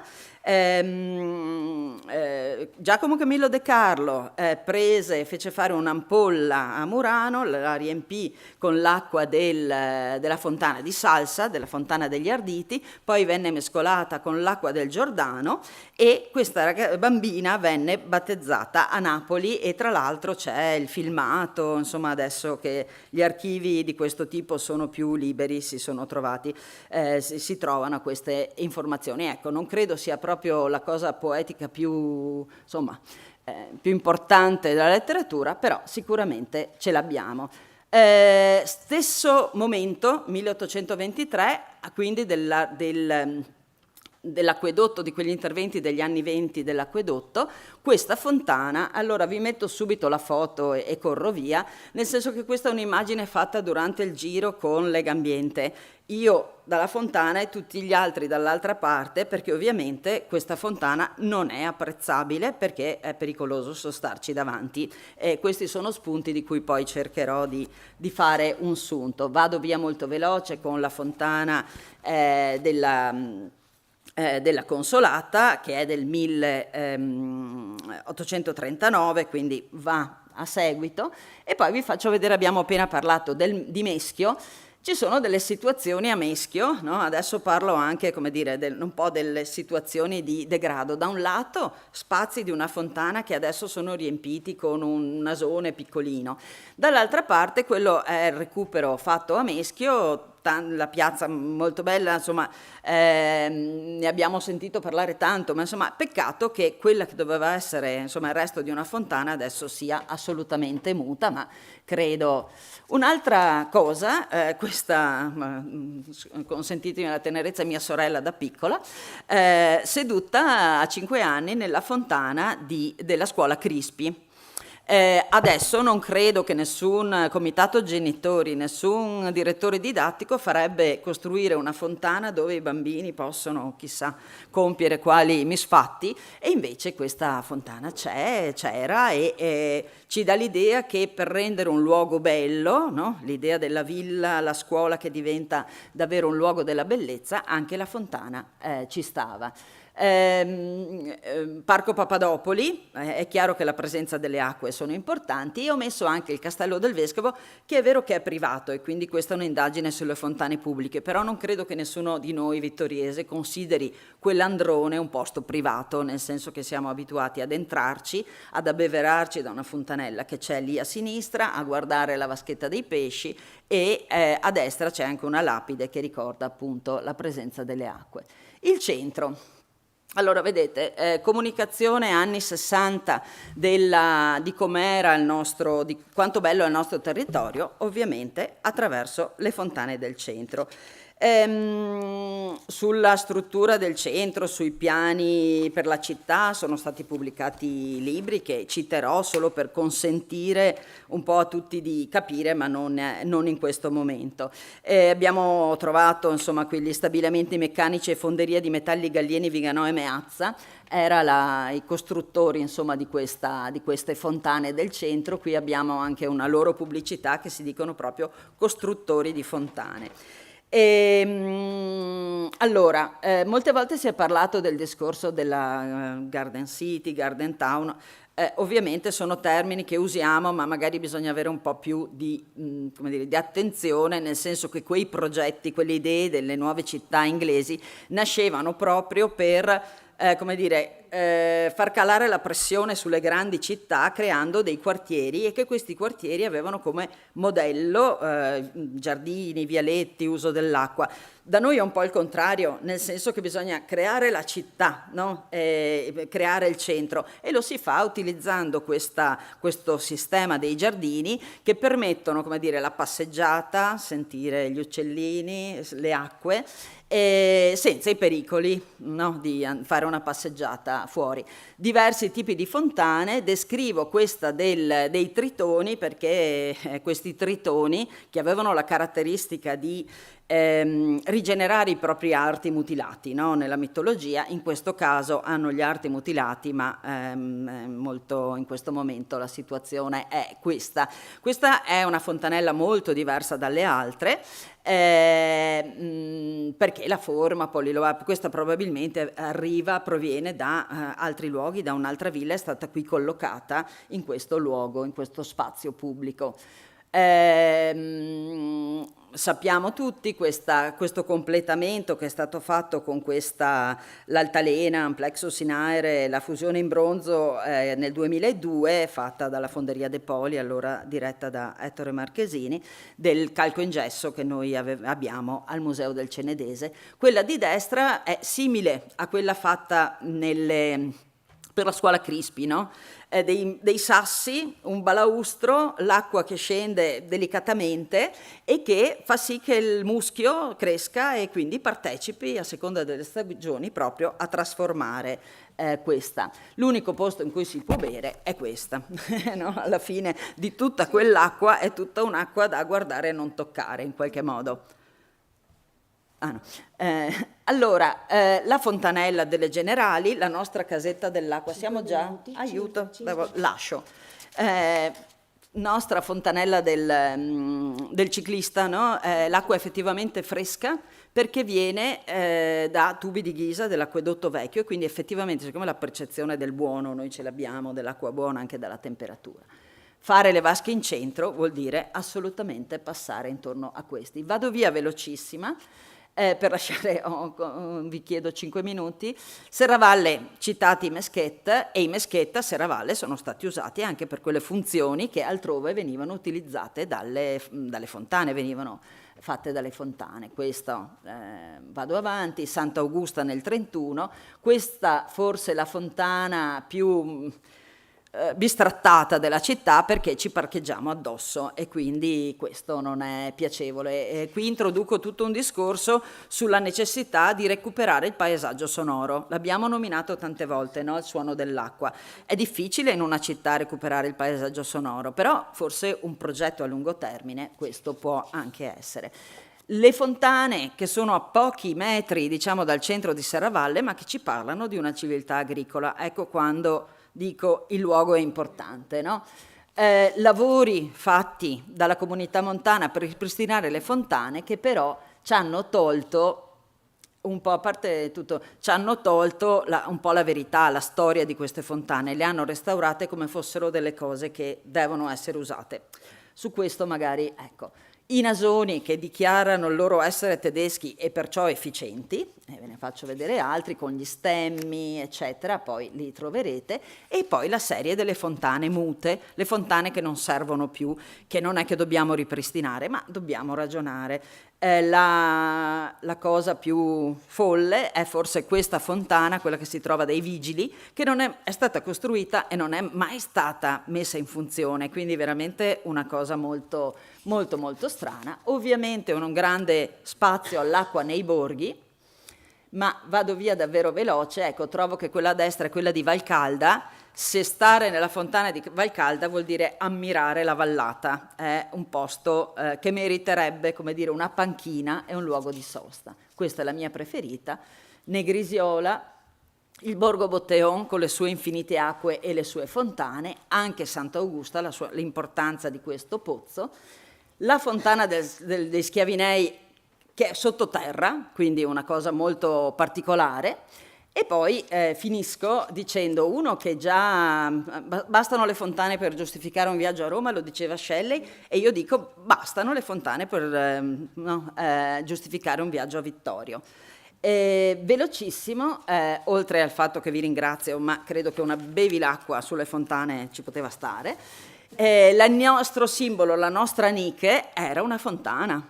era parte di una fontana, quindi abbiamo, come dire, inconsciamente un'eredità molto, molto lunga. Vi rubiamo altri 2 minuti per farvi vedere il progetto e lascio a Sara. Sì, grazie mille. Allora, io ringrazio Silvia per avermi coinvolto in questo suo progetto, in questa sua sorta di schedatura, e mi ha coinvolto chiedendomi di rappresentare su una carta di Vittorio Veneto tutte le fontane finora censite, quelle che avete visto sostanzialmente, più altre. E nel chiedermelo, gli ho detto: ma perché, Silvia, limitarsi a cartografare delle fontane quando potremmo creare un vero e proprio database delle fontane che potrebbe essere implementato e può aprire a delle prospettive culturali, sociali, antropologiche o turistiche, come alla realizzazione di un qualcosa di interattivo che possa essere fruito da tutti nella consultazione. E quindi abbiamo utilizzato il GIS. Vado velocissima perché il tempo è pochissimo, e avevo, proprio giusto per introdurvi e spiegarvi cos'era il GIS, non potevo oggi non inserire questa cartografia della metà dell'800 di John Snow, medico inglese, che per chi utilizza il GIS noi la consideriamo un po' un GIS ante litteram, cioè una messa a sistema in una carta geografica di una serie di dati, non per forza territoriali, ossia 800, epidemia del colera nel quartiere di Sceaux, decide di indagare, capendo qual era la fonte principale di questo problema, schedando di fatto tutti i malati nelle varie vie. Vedete quei rettangolini neri su ogni via, sono tutti i casi di colera, e tutte le pompe d'acqua appunto della città, per arrivare fino alla pompa d'acqua incriminata, quindi una schedatura sia delle pompe e dei casi. Ed è la stessa cosa che oggi sostanzialmente un po' si fa col GIS, mettere appunto a sistema vari dati sia territoriali e non. E più o meno è quello che abbiamo fatto io e Silvia, non mappare fonti d'acqua di morte, ma fonti d'acqua di vita, direi. Per farvi capire abbiamo fatto degli screenshot di quello che è poi il programma utilizzato, e su una base cartografica, in questo caso OpenStreetMap, abbiamo geolocalizzato tutti questi oggetti fontane, che qui vedete rappresentate con colori diversi, perché abbiamo già voluto dargli una sorta di schedatura tipologica, la monumentale, i lavatoi, i nasoni, le fontane scomparse. E questo strumento permette poi di interagire con ulteriori fonti cartografiche, in questo caso un ortofoto, e permette anche di fare delle indagini con ulteriori elementi che qui non abbiamo messo a sistema, però potrebbero essere anche basi cartografiche storiche, catastali, per capire per esempio dove sono collocati, in che proprietà, chi è il proprietario. Non sempre sì, la proprietà è pubblica. E per ogni fontana c'è in realtà dietro una scheda dati, che è proprio una banca dati implementabile, e ad ogni riga voi vedete l'oggetto fontana, ad ogni colonna tutte le informazioni. Questa è una prima scrematura che abbiamo fatto, e sono delle primissime informazioni che noi abbiamo inserito, non sono ovviamente esaustive, e abbiamo voluto appunto inserire una denominazione, dargli un nome a queste fontane, l'indirizzo, la tipologia che abbiamo descritto prima e una fotografia. In questo modo si crea una sorta di geodatabase di questi oggetti che, rendendoli poi fruibili nel web, permettono la consultazione all'utente. Quindi cliccando sull'oggetto fontana, come in questo caso nel pallino rosso, apparirà una scheda con questi dati che inizialmente abbiamo inserito. Quindi qua faccio alcuni esempi di fontane che sono anche già passate. Brevemente, per le prospettive future, l'idea è quella di mettere a sistema, divulgare e rendere usufruibile, non abbiamo ancora capito a chi, come e in che modalità, Però l'idea è quella proprio di creare un WebGIS consultabile. Abbiamo fatto una brevissima indagine su quali altri esempi in Italia esistessero, sono soprattutto di tipo istituzionale, come nel caso di Milano, che vengono mappate tutte le fontane d'acqua, le case d'acqua proprio a scopo di cittadinanza. Nel caso di Venezia c'è una mappatura di questo tipo, i colori rappresentano la localizzazione per sestriere e utilizzano Google Map, quindi immaginiamo che vengano utilizzate soprattutto per turisti e quindi hanno l'indirizzo e come raggiungere queste fontane. Esiste in realtà già un sito, fontanelle.org, dove mappano già un po' di fontane. È una mappatura a scopo soprattutto ricreativo e vedo che molte app le utilizzano per chi corre, chi va in bicicletta e quindi ha necessità appunto di avere dei punti d'acqua. E alla fine di tutto, che è quello che poi troverete anche nella pubblicazione, alla fine, utilizzando il GIS, siamo arrivati a questa rappresentazione cartografica che sicuramente non è esaustiva di tutte le fontane, ma è un punto di partenza. Una rappresentazione che fa vedere innanzitutto questa distribuzione da nord e sud e che segue proprio quella che è poi l'urbanizzazione di Vittorio Veneto, dai borghi fino ai centri principali. E che dà la possibilità di riflessioni su molti ambiti, anche quello turistico, che lascio appunto a Silvia. Bene, non vi ho presentato Sara, lei è laureata in geografia ed è poi una specializzata in urbanistica e io l'ho conosciuta lavorando insieme per il dossier UNESCO. Vi ringrazio, trovate fuori questa cartina che secondo me è un'idea di quello che potrebbe essere l'uso di questa mappatura delle fontane. Grazie. Grazie. Quindi ringraziamo la dottoressa Bevilacqua e anche la dottoressa Sara. E ora chiamiamo la dottoressa Miriam Curti. La dottoressa Miriam Curti, laurea in lettere, già insegnante di italiano e storia alle scuole superiori. L'area di interesse è la storia locale, pubblica numerosi articoli e saggi su giornali e riviste. Insieme ad altri studiosi ha pubblicato 10 monografie di storia bellunese su argomenti vari. L'ultima è sulle donne bellunesi dal XV secolo al 1950. E ci parlerà dei passi barca del fiume Piave da Civital di Belluno a Quero. Posso passarvi là per passare? Oh sì, va bene. Sì. Io no, sì, l'ho dato. Guardate che io non sono una tecnologica e quindi ho bisogno di qualcuno che mi dia una mano e che ho fatto soltanto delle foto e non ho fatto un PowerPoint. Questione di non nativa informatica. Scusatemi. Va bene, allora io comincerei passando. Già lui che fa. Lo fa lui. Partirei, la prima slide è di un ponte. E il ponte è il dipinto di Moec del ponte ottocentesco di Belluno. Difatti parto da Belluno e arrivo fino a Quero. Sono 440 chilometri, quindi no. E da Belluno fino a Quero, fondamentalmente, nemmeno a Quero, c'erano dei ponti anticamente. Ne vedremo per un periodo molto breve, sarà a Cesana, ma c'è la necessità in questo periodo di avere qualcosa di diverso per passare da un luogo all'altro del Piave. Il Piave che peraltro, permettetemi di dire che per i bellunesi è una specie di autostrada. L'autostrada che partiva da Perarolo e arrivava a Venezia, attraverso la quale arrivavano giù arrivava giù il legname, ma anche le persone, perché diventerà per un periodo di tempo anche il luogo per l'acquisto. Passare il Piave anche nelle zone dove il letto era più largo diventa abbastanza difficile.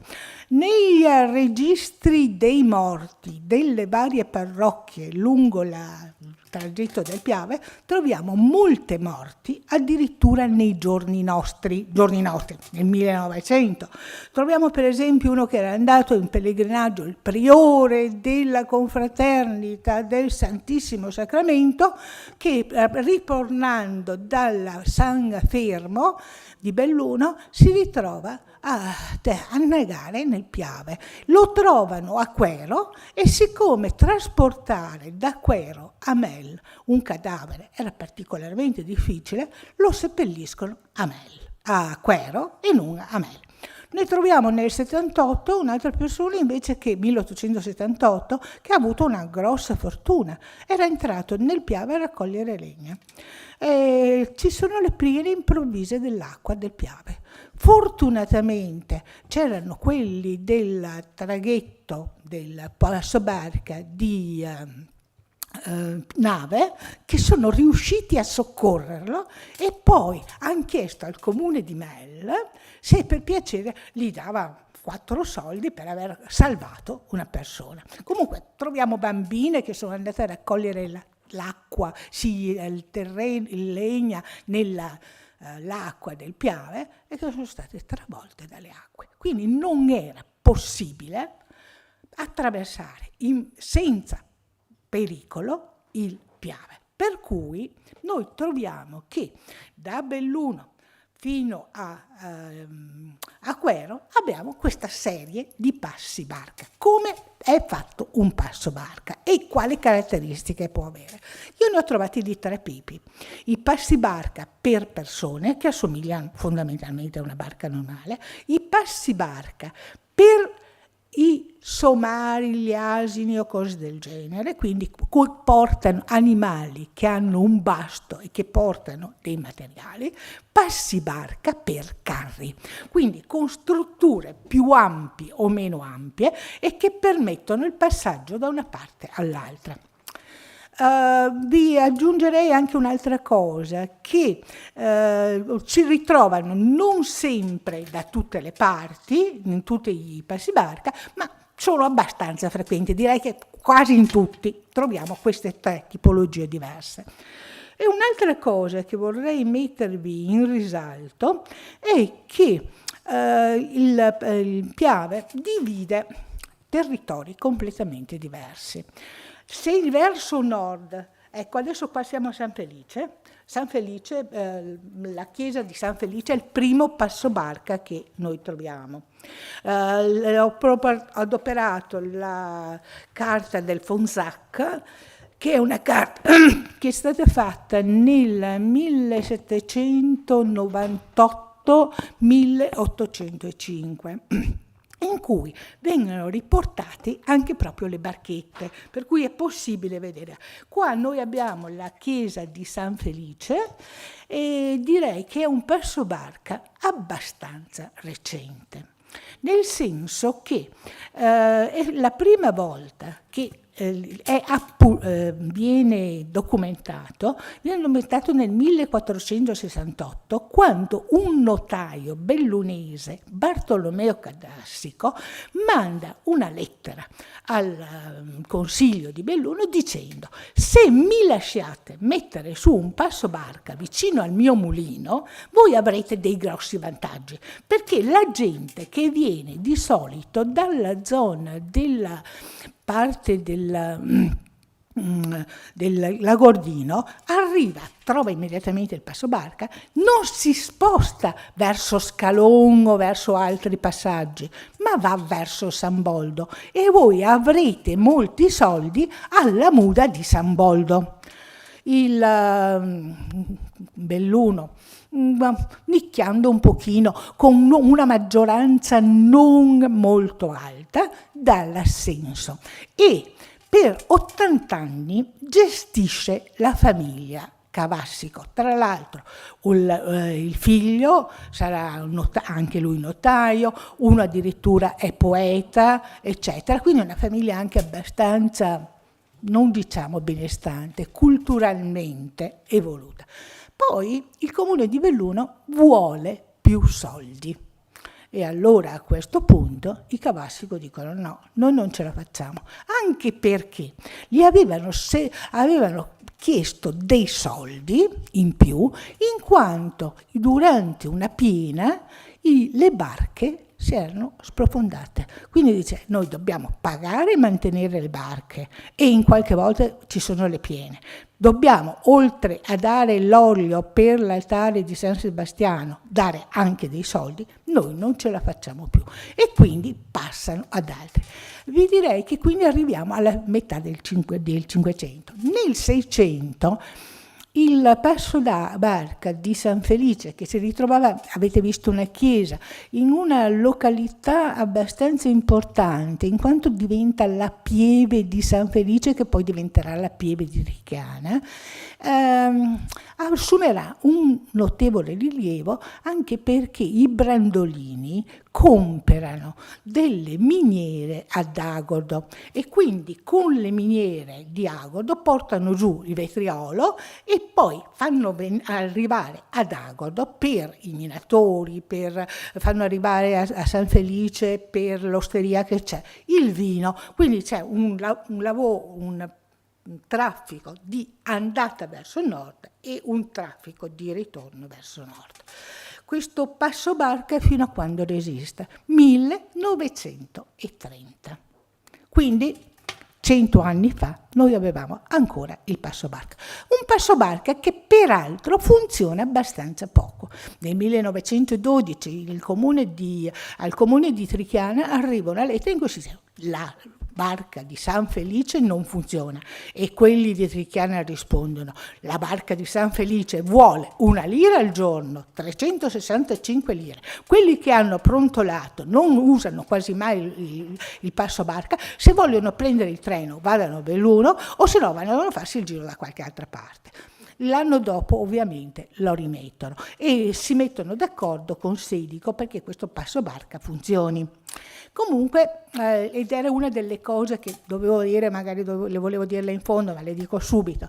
Nel primo periodo, per avere in gestione il passo barca, colui che ne prendeva la gestione doveva pagare ai comuni una certa quota e in più doveva dare delle garanzie. Questo succede con il passo barca di Trichiana, succede col passo barca di Nave, eccetera. Nell'ultimo periodo, che significa 800 e inizi del Novecento, non più i passi barca devono pagare ai comuni, ma sono i comuni che devono pagare il servizio ai passi barca. C'è quindi un cambiamento sostanziale tra il dare e il ricevere. Quindi sono passati a un discorso in cui il cittadino deve avere il diritto di passare dall'altra parte.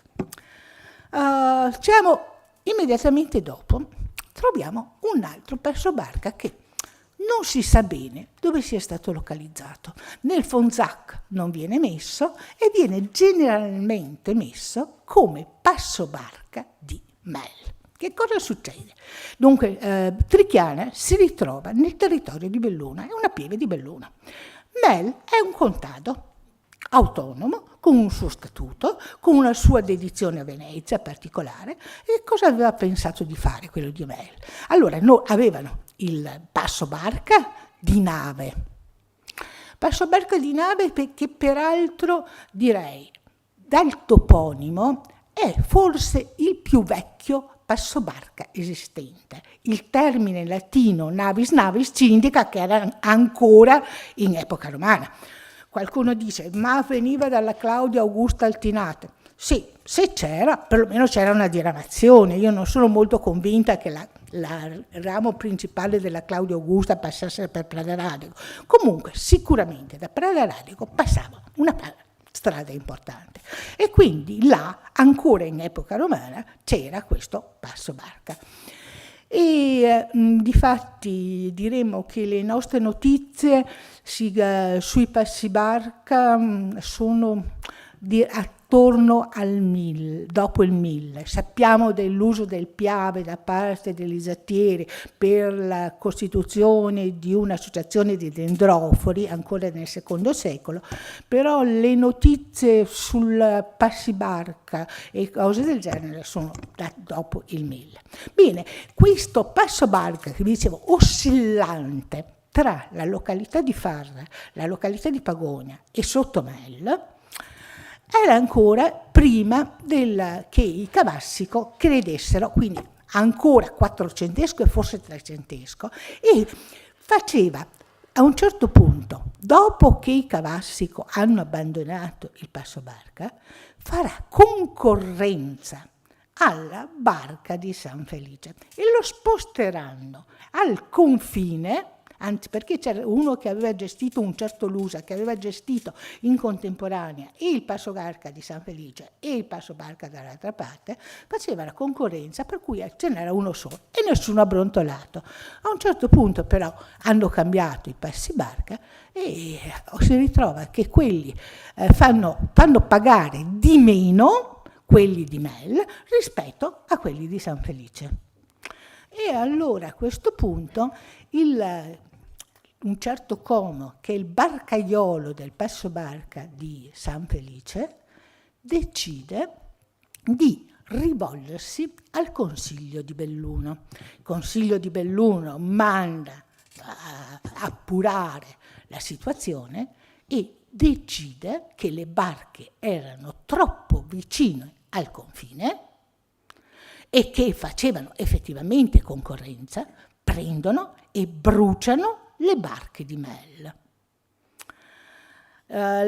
Si arriverà ad un accordo a questo punto che non potranno mai superare la linea di confine e dovranno spostarsi in qua e quindi potranno comunque fare il passaggio tra la zona di Mel e il territorio di Belluno. Quindi il Mel veniva a avere il Passo Barca che andava verso il territorio di Belluno e un altro Passo Barca che andava verso il territorio feltrino.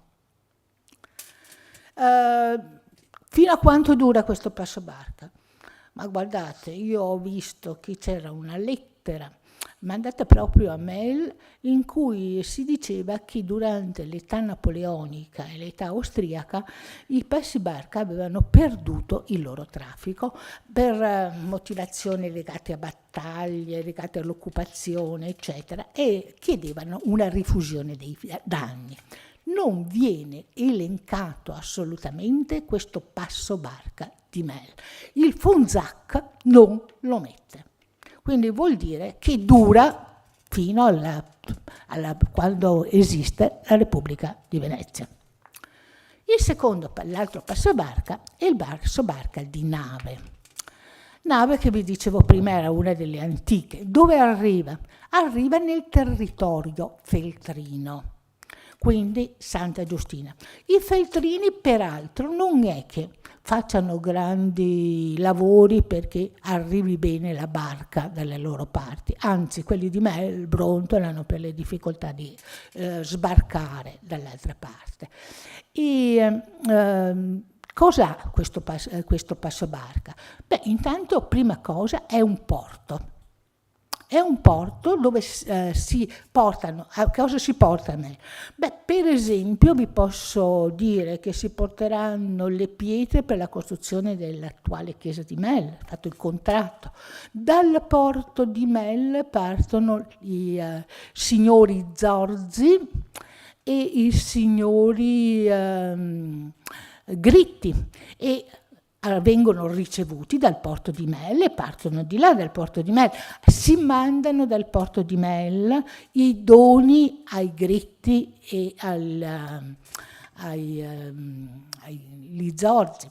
Poi ci sono anche, non so, love story raccontate da un certo Clemente Miari, di una donna che a un certo punto di nascosto arriva dal suo amante, che era il capitano del castello di Zubelle, insomma, che viene raccontata appunto da Clemente Miari. Dice, lui l'aspetta e tutti loro chiacchierano perché sta donna aveva abbandonato Belluna, era appena diventata vedova ed era andata dal suo amante. Quindi ci sono tante storie su questo posto di Melo. E vi aggiungerei anche un'altra cosa. Vicino alla nave c'era la zona di anacquazione.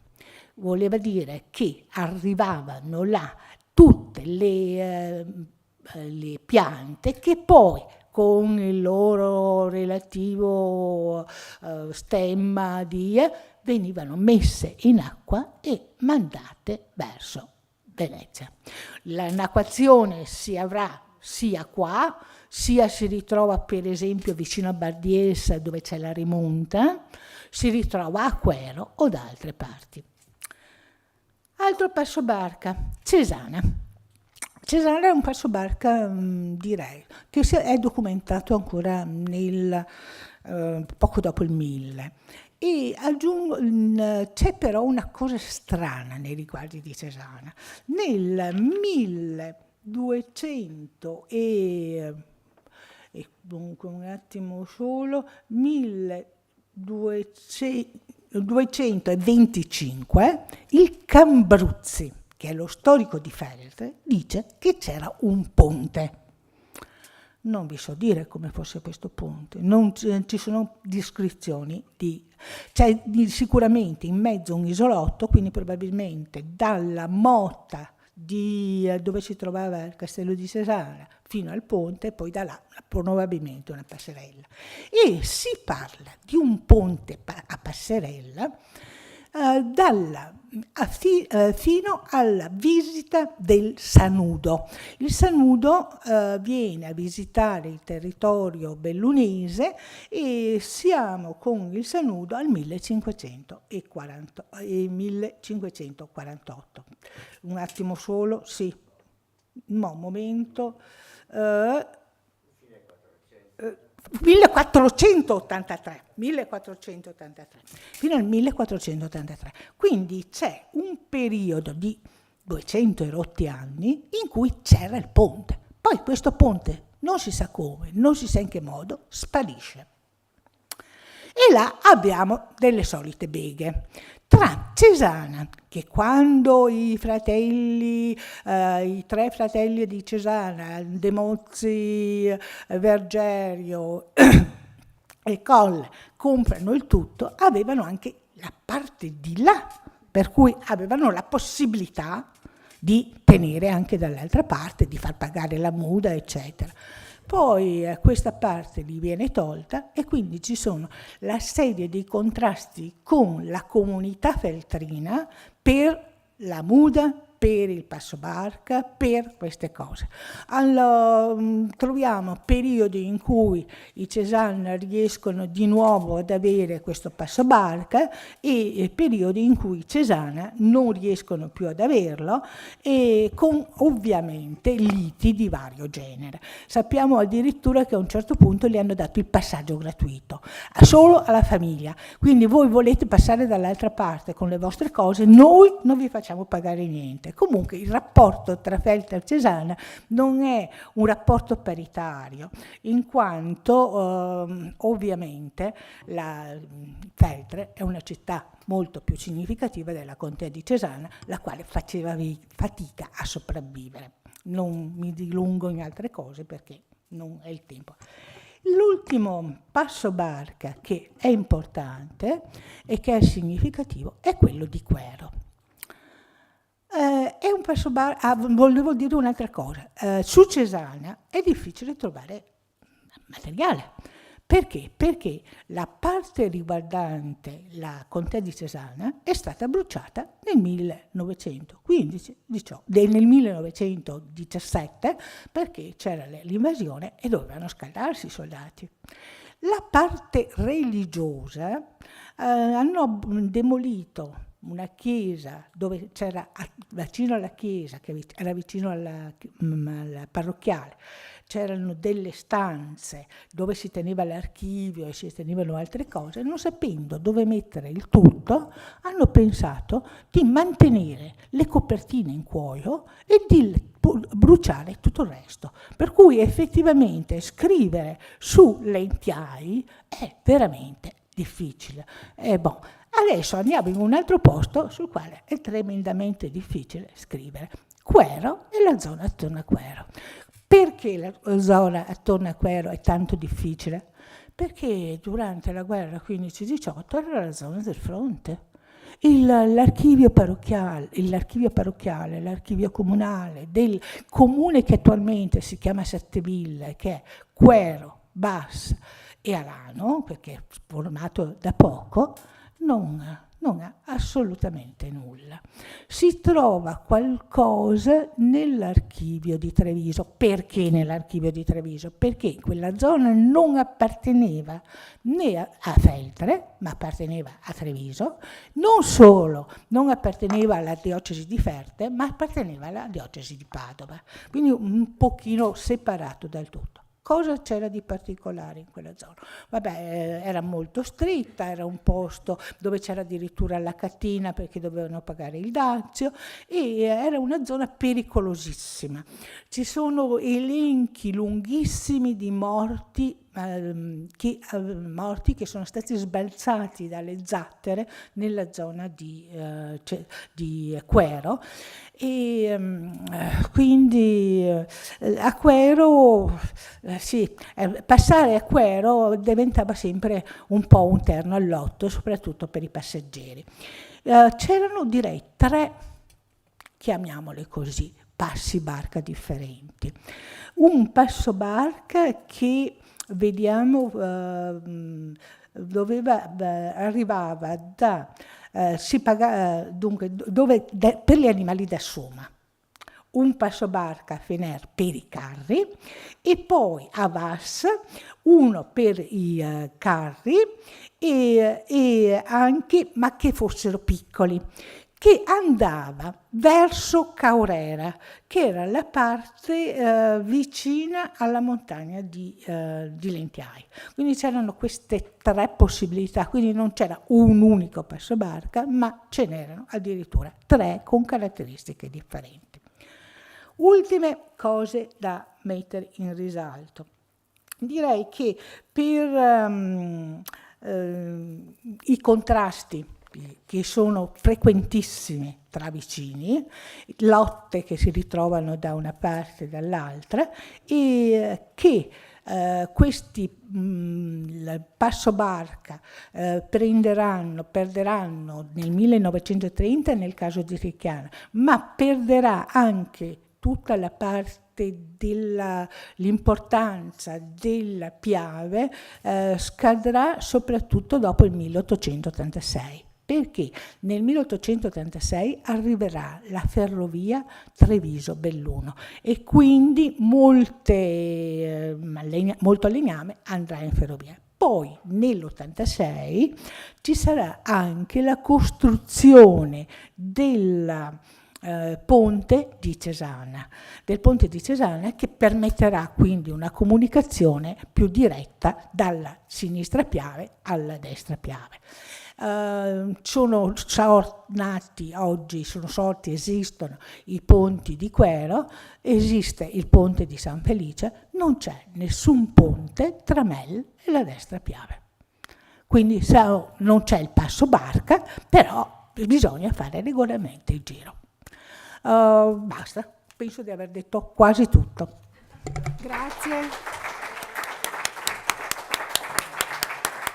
Ringraziamo la dottoressa Miriam Curti e ad ora ci sarà un breve intervallo, un quarto d'ora circa, prima di sentire le ultime relazioni. Ho dimenticato un tot di roba, ma insomma non è importante. Cosa vuoi fare?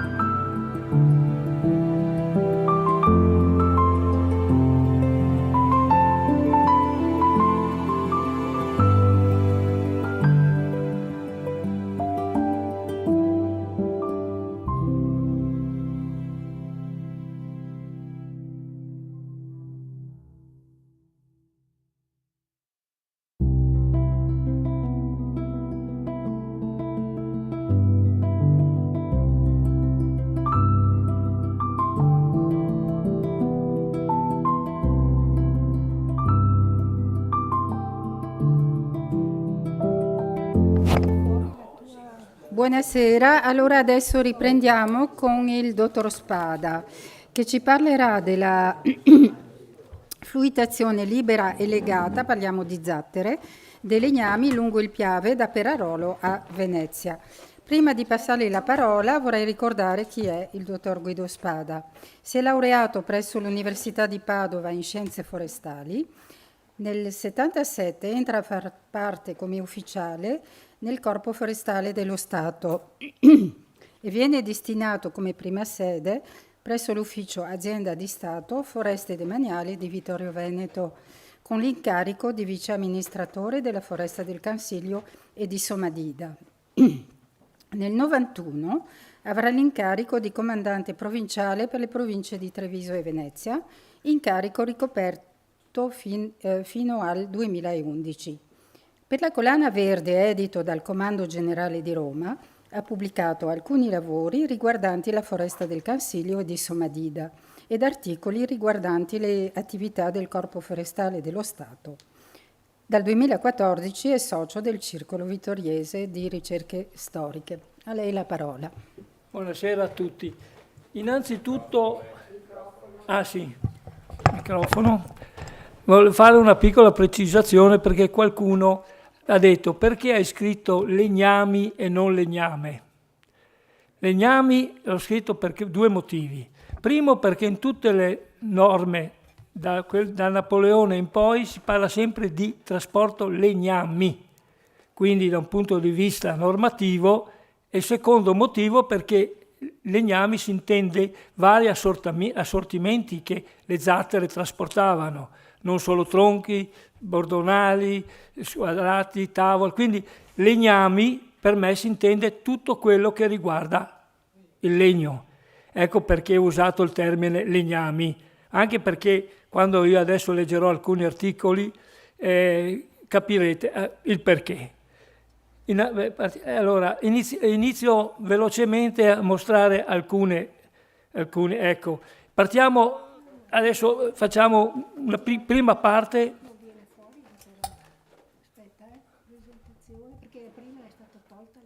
No, forse deve mettere, è strano. Come mai qua? È stata tolta la chiavetta. La chiavetta ce l'ho io. Sì, no, ma magari è uscito dal programma. È copiato su questo. Scusate. Adesso mi hanno detto di mandare avanti con questo, infatti sì, ma non, guarda. Non va avanti. Se no, rimettiamo, usiamo. È stata Scusate, qui c'è un momento tecnico. Beh, intanto che loro...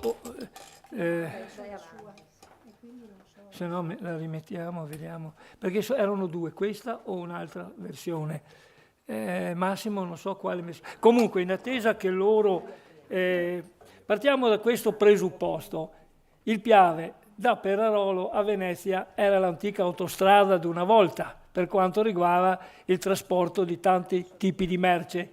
Pensiamo che in un anno, grosso modo, transitavano dai 3.000 erotte zattere che partivano da Perarolo e arrivavano a Venezia. Per quanto riguarda il numero di tronchi che il Cidolo a Monte di Perarolo rilasciava per la grande menata, si arriva anche a 300.000 tronchi. Ci sono commercianti che chiedevano di avere la concessione, la licenza per 50.000 tronchi, quindi erano numeri molto importanti.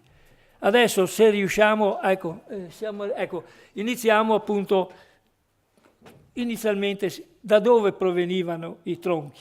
Dal Cadore, dal Comelico, da tutta la parte alpina. Nei torrenti laterali, quindi erano diciamo anche un po' impetuosi qua e là, si costruivano delle stue, qualcuna forse sicuramente sapete cosa sono, oggi non ce ne sono più.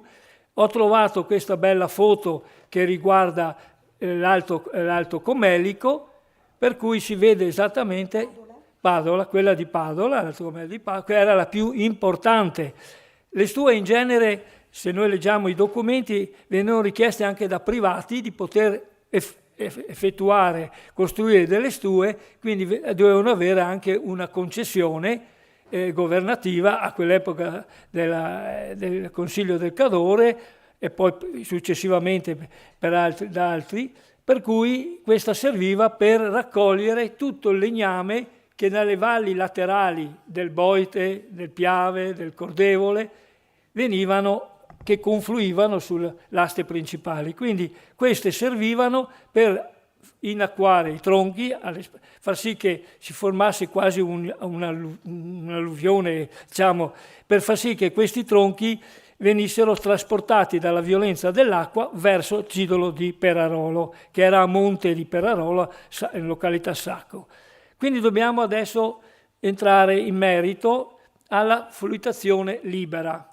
Le normative prevedevano due distinte tipologie: fluitazione libera, che andava da Perarolo fino a Faè di Longarone. Lì era libera, per cui i tronchi venivano inviati, poi vediamo nelle diverse segherie, erano 13 segherie che da Longarone a Faè facevano attività, una delle più grosse erano i Costantini, e poi quindi con circa 120 e più seghe veneziane. Da quello lì in poi invece la legge prevedeva l'obbligatorietà della fluizione legata. Fluitazione legata significa zattere, perché la norma che poi io leggerò dice che quando l'acqua il fiume è navigabile, chiunque intende di condurre legname per fiumi o torrenti non navigabili ne chiede il permesso per quanto riguarda la fluitazione libera. Per quanto riguarda la fluitazione legata erano normative diverse. Quindi qui abbiamo adesso, abbiamo visto, qui è un momento molto delicato quando si formarono dei grovigli di tronchi, delle serre, per cui i Menadas, che sono queste persone qua, con gli Angher, con questi tronchi, cercavano di... esatto, era un lavoro molto molto pericoloso. Pericolosissimo perché i tronchi si muovevano, essere in equilibrio sui tronchi tondi non è neanche facile e poteva succedere che qualcuno venisse anche stritolato. Quindi i Menadas poi si dividevano, ognuno aveva un compito, chi inacquava i tronchi, chi le seguiva, chi comunicava le eventuali serre, per cui avvisava di non inviare ulteriori tronchi, quindi cercare di limitare, e si arrivava con la menada grande anche di centinaia, migliaia di tronchi, fino al porto fino a Faè. Da lì la fluitazione libera cessava, ma questi tronchi venivano inviati di volta in volta nelle varie segherie, che erano appunto 13 lungo il percorso Perarolo-Faè. Quindi ognuno aveva, puoi andare avanti, ogni mercante aveva il suo segno, per cui sapeva esattamente dove doveva andare, in quale segheria, per poi essere trasformati in assortimenti legnosi che verranno poi presi in carico dagli zattieri. Quindi si parte al secondo stadio.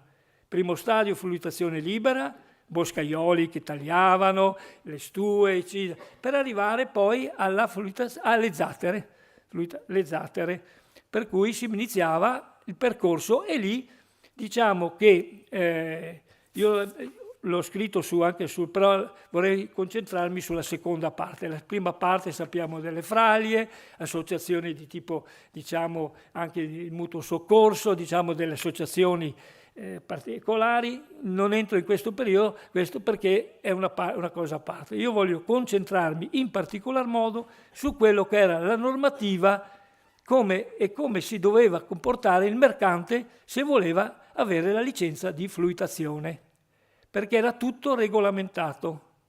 Quindi iniziamo dalla prima norma, che è quella del 24 novembre del 1810. Sotto la Repubblica di Venezia c'era Venezia che dava le disposizioni, se c'erano dei contenziosi tutto andava, quindi lasciamo a parte questo.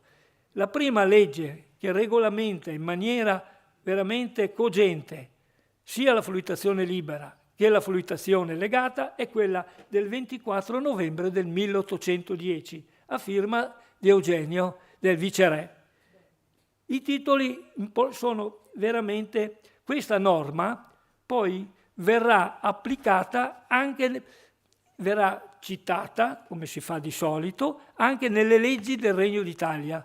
Quindi si parte sempre nel Regno d'Italia, visto la legge del Regio Decreto 1000, e poi si prosegue con altre normative che poi vedremo. Vi voglio leggere solo alcuni proprio accenni. Il titolo primo dice: niun può condurre legnami tanto da opera che combustibili. Già il fatto legnami, appunto ripeto perché sono varie tipologie, se osservando quanto prescritto dal presente decreto. Quindi dava già che tu puoi trasportare questo, però devi seguire delle norme.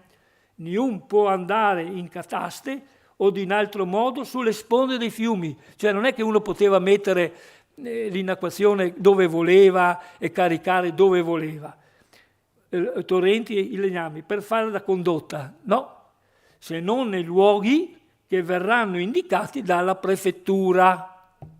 E la prefettura competente era quella di Belluno per tutto il tratto fino a Venezia, perché partivano da Belluno, da Perarolo, in questo caso da Codissago, perché i zateri di Ponte delle Alpi andavano a Codissago. Vabbè, vedremo dopo.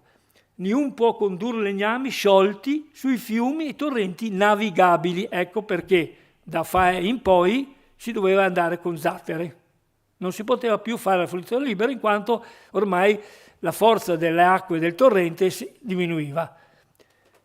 Altro titolo, leggo solo i titoli, della condotta dei legnami per fiumi e torrenti non navigabili. Ecco la prima parte, la fluidazione libera. La seconda parte sarà quella legata. Chiunque intende condurre legname per fiumi o torrenti non navigabili ne chiede il permesso al prefetto del dipartimento, che era quello di Belluno. Le petizioni esprime il tempo in cui si vuol far condotta, quindi dava indicazione del periodo, dove, quale torrente, quale fiume, sul Piave, sul Boite no, sul Piave, in questo caso proprio specifico sul Piave, ed il punto in cui verranno raccolte. Va bene, lasciamo pure tutti i titoli. Diciamo che l'importante è la decisione del prefetto non potrà essere ritardata più di 3 mesi. Gli dava anche un tempo al prefetto di poter far sapere se era possibile o meno. Dall'epoca della presentazione dell'istanza. Quindi io, commerciante di legname, andavo in prefettura, chiedevo di poter avere la licenza di condotta e dentro 3 mesi il prefetto doveva verificare. Perché questo tempo? Perché il prefetto doveva attivarsi, qui non occorre che leggo tutti gli articoli, gli enti competenti che avrebbero dovuto verificare la possibilità o meno di fare la fluidazione libera. Quindi dovevano eventualmente il genio civile di quell'epoca, l'ispezione forestale di quell'epoca, attivarsi e verificare se effettivamente era possibile. Doveva anche comunicare a tutti i comuni in cui transitava la fluidazione libera per far sì che gli eventuali possibili danneggiati, cioè privati o enti, che si ritenevano danneggiati dal fatto che questa fluidazione libera potesse arrecare danno alle sponde oppure a manufatti che loro avevano fatto. Quindi il prefetto diceva al genio: verificate se ci sono queste possibilità. Cosa si faceva? Allora il genio civile in genere faceva prima un sopralluogo preventivo, vedendo lo stato dei luoghi, dicendo la situazione è questa, questi sono i privati che hanno chiesto di poter eventualmente venire risarciti, dopodiché il prefetto, verificate tutte le carte e quant'altro, dava il parere di fluidazione libera. Si parla ancora di libera. Per esempio, il concessionario è tenuto a sottomettersi all'esecuzione di tutte le opere ed adempimenti di tutte le condizioni ingiunte dall'atto di permesso. È un termine burocratico, ma per dire questa era la norma. quindi non si poteva fare fluitazione libera senza permesso, era vietati, tanto è vero che ci sono poi il titolo sulle multe.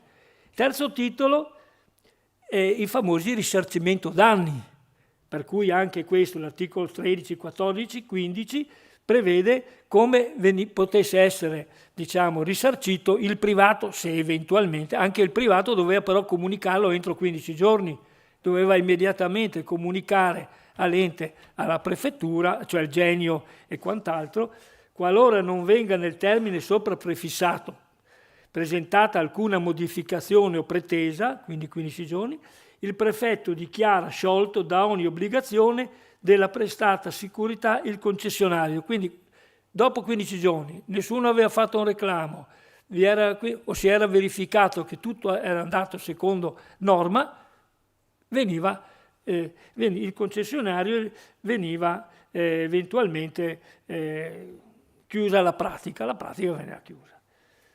Poi il titolo quinto dice questo, ecco qui il quarto, della condotta dei legnami per fiumi o torrenti navigabili.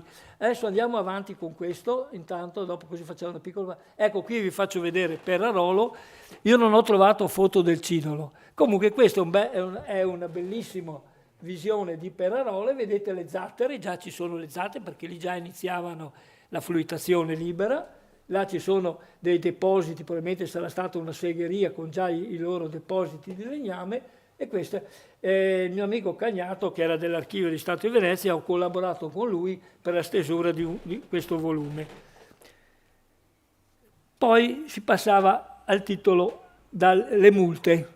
Le multe, anche qui, era previsto, vedete, la legge napoleonica nella sua è concisa, poche righe ma ben chiare. Per i contravventori al presente decreto pagano una multa non maggiore di lire 3.000. Gli dava già, come si fa, un terzo maggiore di un terzo, quello che è.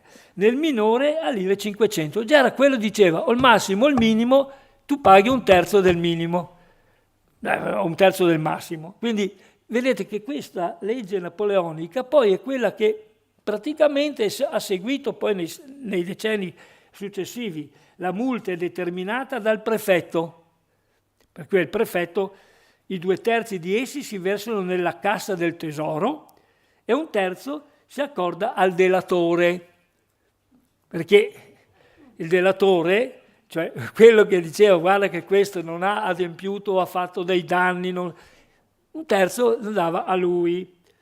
Sono inoltre tenuti al risarcimento di tutti i danni che fossero derivati tanto al pubblico che al privato, perché anche il pubblico comune poteva essere stato danneggiato, un ente da liquidarsi a norma del disposto dell'articolo 15, che non vi leggo, no? E legnami sui quali si verifica la contravvenzione cadono in commesso, cioè praticamente veniva anche confiscato parte del legname. Se poi la ditta, che doveva poi aver dato una cauzione presso la tesoreria, risultava che i danni erano superiori, lo Stato diceva no, adesso io devo tutelarmi, e quindi l'articolo 19 prevedeva questo. L'ultimo articolo, garanzia del conduttore dei legnami, autorizzazione, e anche dava una garanzia però anche alla ditta, a colui che praticava la condotta. I legnami in condotta autorizzata al termine del presente decreto sono sotto la salvaguardia della legge. Quindi sì, sei anche tu tutelato.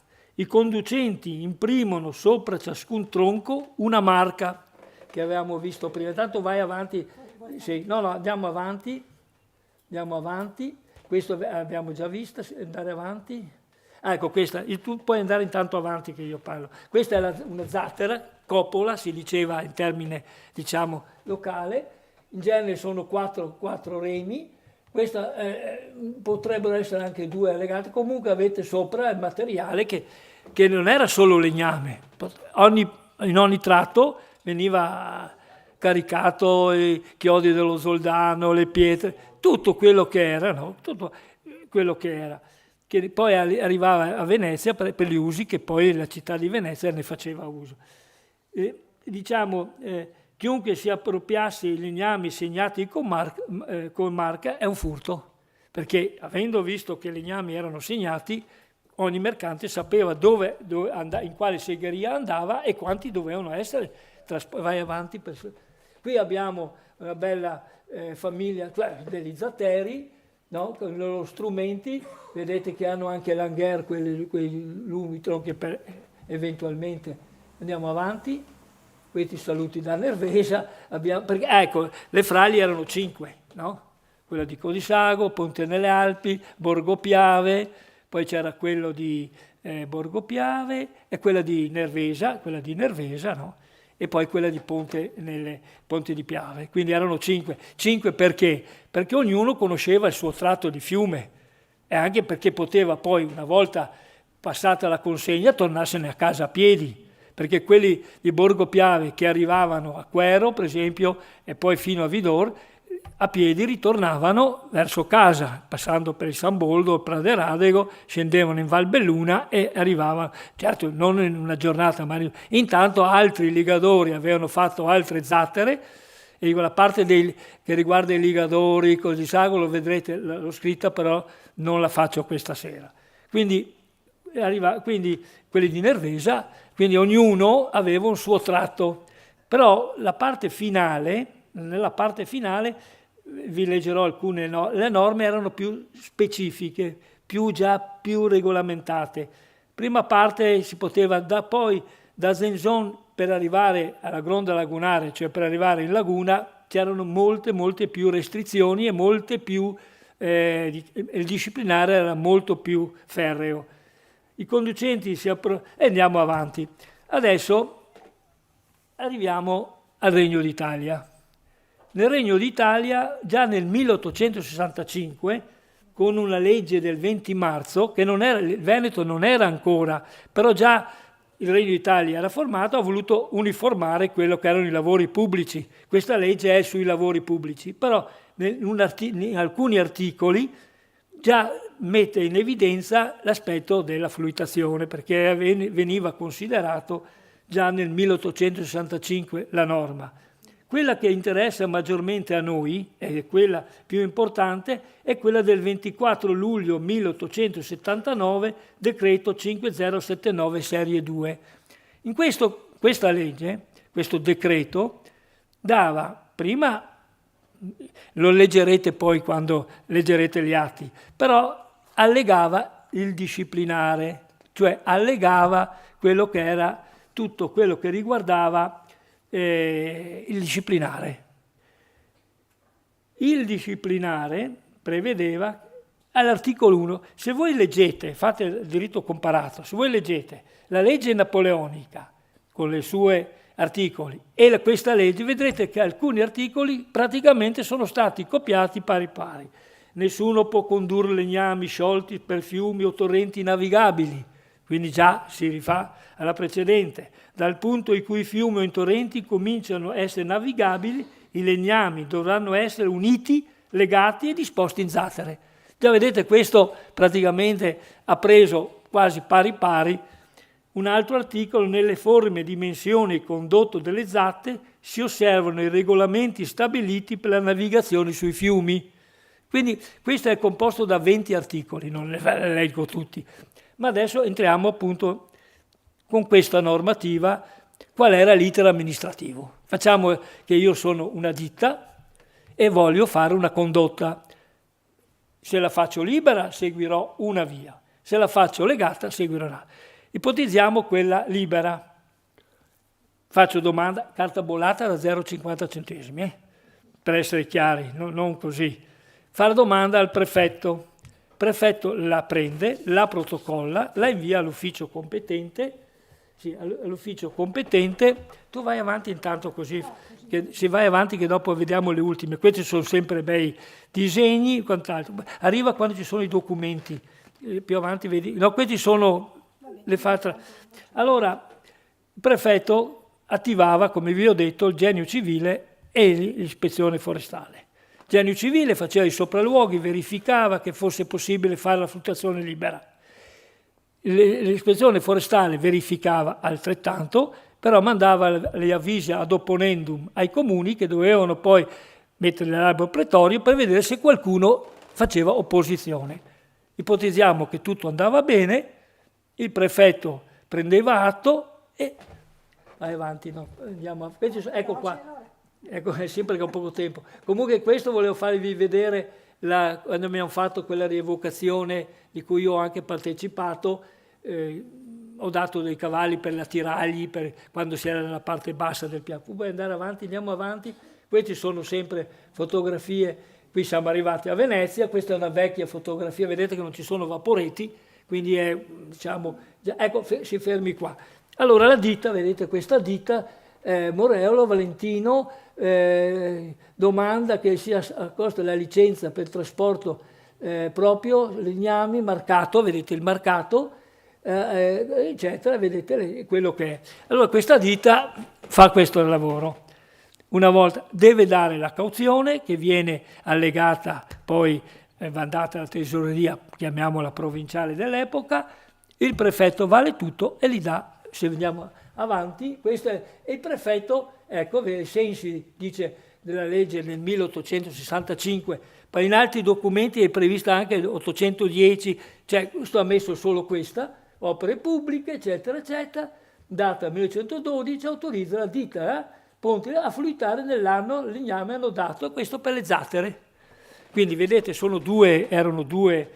Allora, questo quindi termino purtroppo. L'iter amministrativo terminava quando tutto il ditta comunicava di aver cessato la fluitazione, Libera doveva dire io la inizio alle ore il giorno tot e la finisco il giorno tot. In genere le fluitazioni erano in primavera, quando, dopo lo scioglimento delle nevi, quando il Piave aveva acqua sufficiente ma non era così turbolento. Fatto questo, tutto andava bene, vedete già questo. Poi il prefetto allegava, andiamo avanti, allegava, ecco, disciplinare. Lui gli dava l'autorizzazione e allegava il disciplinare. Poi aggiungeva di sua mano alcune altre annotazioni che magari non erano previste, oppure allegava dopo il 1882 anche le modifiche fatte con la legge del 1882 su alcuni articoli, l'articolo 15, 20, che erano stati leggermente modificati anche perché su richiesta proprio degli zattieri che magari vedevano se potevano e allora sono stati leggermente modificati. Quindi questo era quello che veniva allegato e vedete che ci sono i vari articoli, tutti sono 20, qui ho messo solo la prima pagina, e lui aveva questo qui. Per quanto riguarda la parte finale, quindi io chiudo, lasciamo perdere poi le diverse valutazioni se sono legate o meno, voglio dire solo questo, che fino al 1907 la prefettura di Belluno era competente. Con l'istituzione del magistrato alle acque, con la legge del 1907 modificata con la legge del 1911, il magistrato alle acque avoca sé, cioè la prefettura fa da coordinamento, riceve le domande, verifica col genio civile l'istanza, passa tutto al magistrato alle acque che dà la licenza. Quindi è un passaggio ulteriore, secondo me, di aggravamento burocratico, perché alla fine poi le domande non andavano a Venezia direttamente, dovevano andare a chi doveva fare il sopralluogo, la prefettura che incaricava poi gli enti preposti. Quindi questo è stato secondo me un sovrappiù. È roba all'italiana, però la prefettura, tutte le domande che erano già state inviate, l'iter seguiva. Altrimenti la prefettura comunicava a vari comuni che chi doveva far domanda avrebbe dovuto seguire questo iter. Ci sarebbe tantissimo da dire sul lato legislativo. Diciamo che dopo il 1912 non sono state fatte più norme, perché è anche nel periodo del Lombardo-Veneto, io l'ho cercato a Venezia, non ci sono state fatte leggi. Il Lombardo-Veneto ha preso in toto quella di Napoleone. Non si è preso la briga di modificare, solo il Regno d'Italia perché ha dovuto naturalmente, perché i tempi sono cambiati. Scusate se sono stato veloce e frettoloso, però lo leggerete tutto questo sugli atti.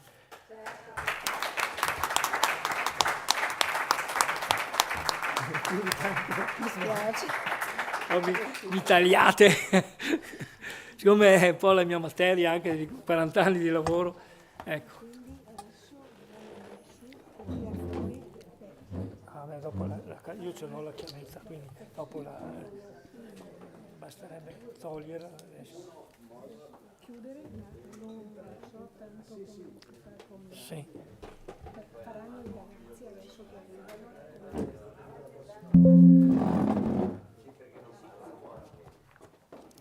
Allora ascolteremo ora gli interventi di Marta Modolo e di Lorenzo Fattorell. Il loro primo intervento, vi leggo il titolo: Studio di massima per un bacino artificiale per la produzione di energia idroelettrica e di riserva idrica invernale nelle depressioni di Revine. Il progetto dell'ingegnere Mario Croff, seguito dagli interventi di sistemazione idraulica della Valle dei Laghi di Lago e di Revine, su progetto dell'ingegnere Bernardo Carpenè. Vicende e attori nel riassetto dei canali artificiali Tajada e Barche tra il 1915 ed il 1936. Presentiamo i nostri due relatori, no? Volevo dire interventisti, ma non va bene, è un'altra cosa. Marta Modolo, archeologa, laureata presso l'Università Ca' Foscari di Venezia e successivamente a Ferrara. Ha ottenuto il dottorato di ricerca in quaternario e preistoria presso l'Università Rovira I Virgili di Tarragona, non so se ho pronunciato bene, in Spagna. Si occupa dello studio dei reperti faunistici provenienti da siti preistorici e protostorici.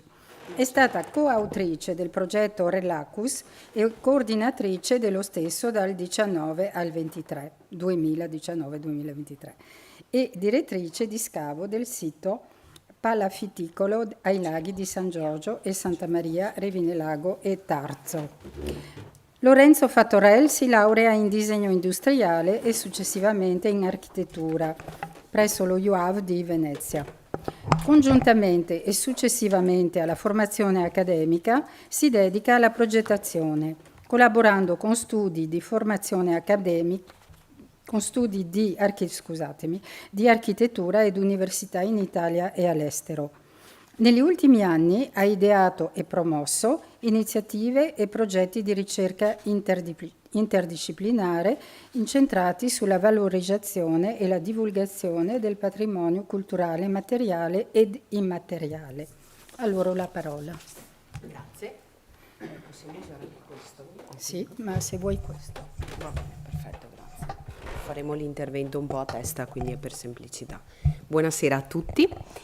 E iniziamo l'intervento con il progetto dell'ingegner Mario Croff, che nel 1947 firmò un progetto per la realizzazione di un bacino artificiale di circa 30 milioni di metri cubi, che poi spiegheremo man mano, che si originava dai laghi di San Giorgio e Santa Maria, definiti però da lui depressioni di Revine, come potete vedere dal titolo.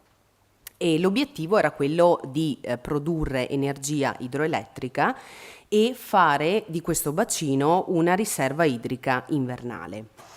Era prevista una deviazione delle acque dei laghi nel torrente Cervano, che poi confluisce nel Monticano a Conegliano, e probabilmente dalle indicazioni che noi abbiamo preso nella sua relazione sembra che avesse consultato delle fonti geologiche che erano già presenti e pubblicate al tempo, quali Dal Piaz, Venzo e Accordi, per definire quella che era stata un po' l'area geomorfologica di intervento che poi vedremo.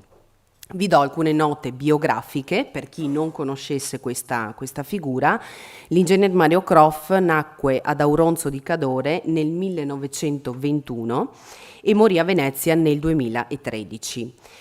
Fu un ingegnere molto influente nella zona del veneziano, soprattutto nella seconda metà del Novecento.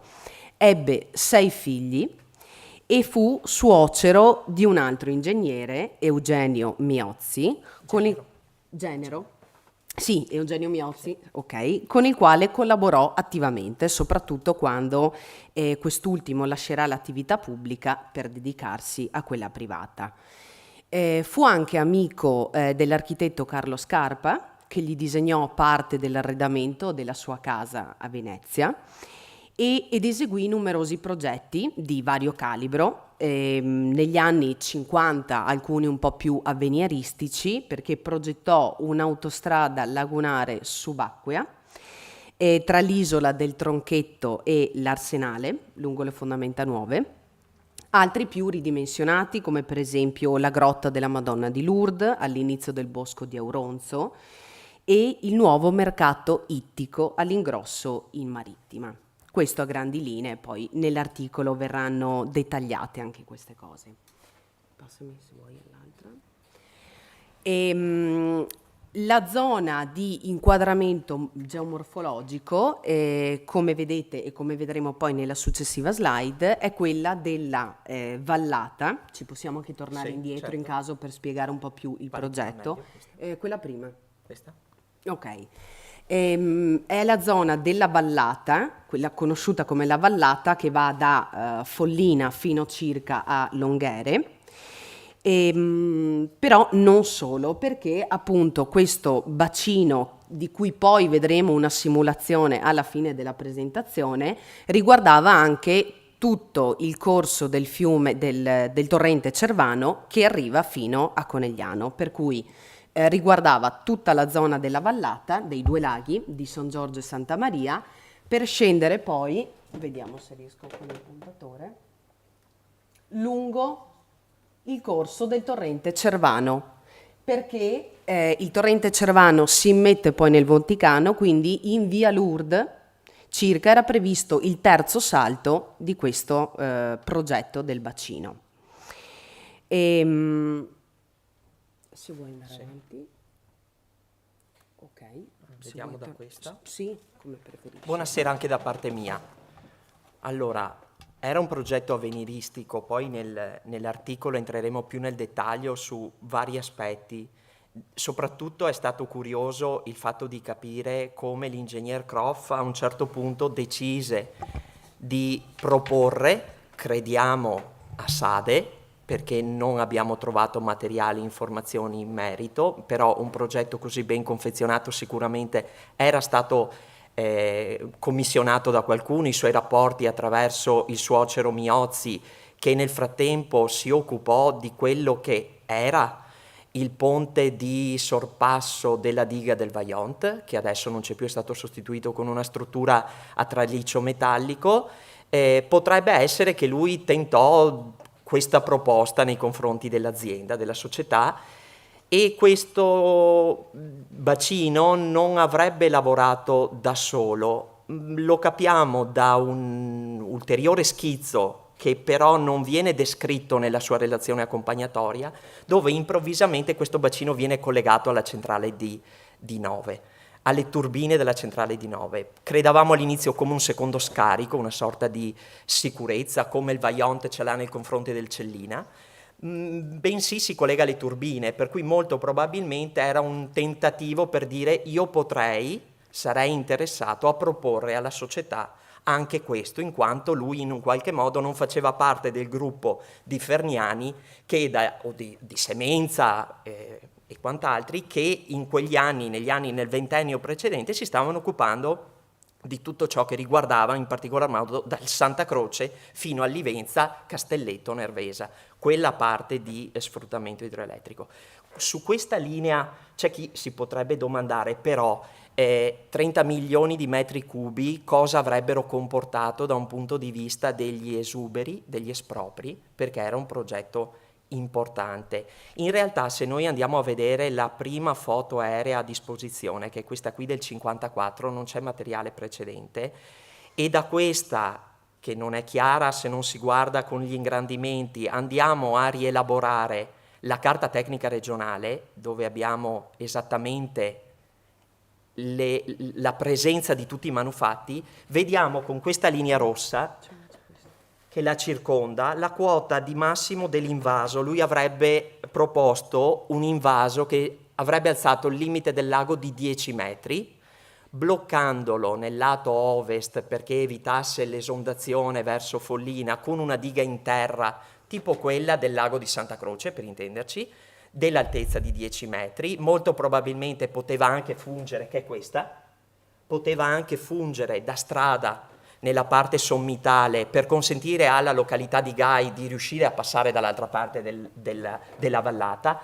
Arrivava fino alla punta estrema di quello che era il lago pre-Vurmiano, diciamo così, post-glaciale, del Cadillac, e sostanzialmente si sarebbero andati a perdere, come lui descriveva, sostanzialmente il prezzo da pagare era contenuto ed era tollerabile, si sarebbero andati a perdere alcune abitazioni nella zona di Sottocroda, che è questa, alcune abitazioni nella parte sud della zona della località di Lago e qualche abitazione nella parte di Colmaggiore di sotto. Per il resto la vallata era completamente priva, era totalmente agricola, per cui vedendolo oggi rispetto a un satellitare sarebbe stata una distruzione totale. Questa è una ricostruzione che si basa sul 54, il suo progetto è del 47, per cui è probabile che ci sia anche qualcosina in meno rispetto a quello che noi abbiamo segnato. E qui arriviamo nel disegno, nello schema, nella sezione, per la quale noi abbiamo dovuto riaprire una questione già ben assodata, che era quello dello sfruttamento idroelettrico Santa Croce fino a Meschio e Castelletto Nervesa, dove appunto lui introduce solo questo disegno e collega sul lago del Restello, nella centrale di Nove, una seconda galleria per la produzione idroelettrica. Forse era un messaggio, mi interesserebbe entrare a far parte, questo sarebbe un po' quello che noi abbiamo voluto interpretare. Erano previsti, come diceva prima la dottoressa Modolo, 3 centrali, praticamente torno un secondo indietro, rispetto a questa planimetria era prevista una torre in questo punto qua che captava l'acqua passava in una condotta forzata sotto Tarso, oltre Tarso nella direzione praticamente di Corbanese nella Val Brunella, il primo salto con la prima centrale 40 metri, un secondo verso Corbanese di altri 50 metri e un ultimo in via Lourdes a Conegliano scaricando sul Monticano di altri 50 metri, un totale di circa 150. Con un lago di 30 milioni di metri cubi sarebbe stato praticamente il secondo lago in termini di capacità dopo Santa Croce, e da un punto di vista perché Santa Croce è 86 milioni di metri cubi, lui arrivava a 30 e considerava di riempirlo e svuotarlo 2 volte all'anno, per cui una produzione di 60 milioni di metri cubi, con una produzione elettrica che arrivava sotto Soverzene. Per cui importante anche da questo punto di vista, rispetto alle altre centrali che lavorano un po' singolarmente, il cui vantaggio è perché sono in cascata tra di loro, lui da solo sarebbe arrivato dopo Soverzene. E forse questo poteva essere un modo per dire: non vi interessa andare verso il Monticano, però potremmo lavorare insieme sulla Valle Apisina. Introduce anche qualche sezione, non i prospetti purtroppo, di quelle che sarebbero state le centrali, e troviamo, nonostante sia ormai il 1947, l'ispirazione neomanieristica, per cui lui sta guardando Achille Gaggia, sta guardando i lavori di Ferniani, che già negli anni 20 si parlava di modernismo, qua siamo negli anni 40, saremmo un po' indietro. Dove si vede un po' il modernismo, diciamo? Lo vediamo nella presenza degli archi che dividono questa centrale in 2 spazi, la sala macchine che affaccia su quella delle turbine, le turbine sono collegate a pozzo, per cui è una centrale aperta, le centrali chiuse erano totalmente in caverna, come è Soverzene con le turbine all'interno della montagna. Mentre in questo caso è una centrale all'aperto, perché l'edificio si nota tutto, le centrali sono a pozzo. Però una dovizia di dettagli che consente di capire l'utilizzo del bugnato, però fatto su intonaco in calce e cemento, non su pietra. Qui anche nella parte sommitale dell'edificio il tentativo di recuperare il disegno, la texture della pietra, diciamo che avrebbe potuto spingere sicuramente un po' di più, essendo il 1947, era in linea con gli altri progetti della Valle Apisina. E questo, per concludere, sarebbe oggigiorno quello che potremmo definire se il lago fosse stato realizzato. Logicamente, molto probabilmente, le varie località si sarebbero sviluppate da un punto di vista urbanistico in un modo differente, sicuramente. Teneva buona tutta la provinciale. È probabile che in un lato avrebbe potuto spostare movimenti di terra in modo tale da evitare situazioni, ad esempio, come questa. Abbiamo voluto dire no, teniamo come quota massima di invaso 336 metri, sono 10 metri di più circa di quella che è l'attuale, questo sarebbe colorografia, punto. Qualche piccola modifica, cosa vuol dire? Siamo ritornati praticamente qua, niente di nuovo, non è altro che il lago prima di allora. Sì. Però con un piccolo intervento che rispetto alle dighe del Cadore o rispetto alle dighe della Valle Apisina, alti sbarramenti con notevole impiego di materiali, in questo caso con un semplice sbarramento in terra e pressoché senza intaccare il tessuto urbanistico presente, si creava un bacino che era di un'importanza notevole, che avrebbe logicamente cambiato l'economia della vallata, quello sì, per cui nella sua importanza e imponenza alla fine poteva essere anche tollerato come sviluppo. E questo è l'intervento. Poi nell'articolo vengono sviluppate tutte le relazioni professionali che gli ingegneri tengono tra di loro e vengono spiegati anche tutti i dettagli tecnici delle strutture e quant'altro. Sì, perché fece una serie di calcoli anche pluviometrici per capire i periodi di massima o minima piovosità, quindi che avrebbero apportato un ulteriore aumento della capacità dell'acqua all'interno di questo bacino, che in totale poi avrebbe avuto un percorso con tutte le centrali di circa 12 km fino a Conegliano e un salto di quota di circa 150 metri, quindi era anche un qualcosa sicuramente di importante. Chiaro è che se l'avesse realizzato effettivamente, quello che noi sappiamo oggigiorno, e mi riallaccio brevemente, del sito palafitticolo, non l'avremmo identificato. Per cui non avremmo potuto fare poi anche il progetto del Carpenè. Sì, no. Però come progetto sicuramente è stato interessante, sì. 1 miliardo di lire. 1 miliardo di lire, delle vecchie lire, Sì. che oggi sarebbe pressappoco 23 milioni di euro. Avevamo fatto un calcolo, giusto per dare una stima. Tutto completo. Sì, completo. Completo. Poi nell'articolo trovate tutte le conversioni Esatto. tra le lire che utilizza lui al periodo con quella che dovrebbe essere attualmente la conversione in euro, e con 23 milioni di euro oggi un progetto del genere impossibile. si fa la burocrazia, credo. Sì. Pur avendolo convertito correttamente l'Istat, però c'è anche da dire... sì, esatto. Per cui interessanti, una produzione elettrica che effettivamente poteva essere giustificata. Poi, appunto, avendo anche contattato direttamente Enel, che ha trasferito negli anni tutto l'archivio storico presente a Venezia, lo ha portato a Napoli, per cui non è facile ottenere queste informazioni, rimarrà l'interrogativo fino a che non avremo risposta se effettivamente Sade glielo commissionò o se fu una sua semplice volontà di vi scrivo un progetto, sapetemi dire, ma non abbiamo trovato nessun tipo di corrispondenza. No. Però è stato impacchettato in modo, non era improvvisato. Può darsi che da qualche parte ci sia una lettera, ci interessa, non ci interessa. Vedremo. O magari che non sia più presente negli archivi, come poi vedremo per il Carpenè, c'è del materiale mancante, quindi può darsi che nel corso del tempo...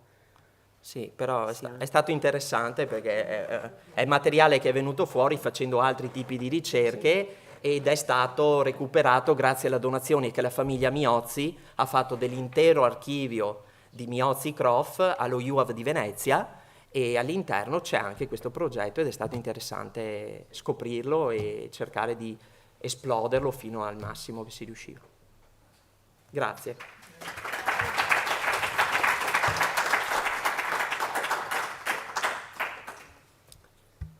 L'altra è Andiamo sotto.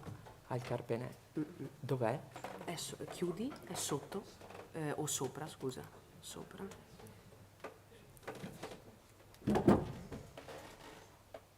Non la... ok.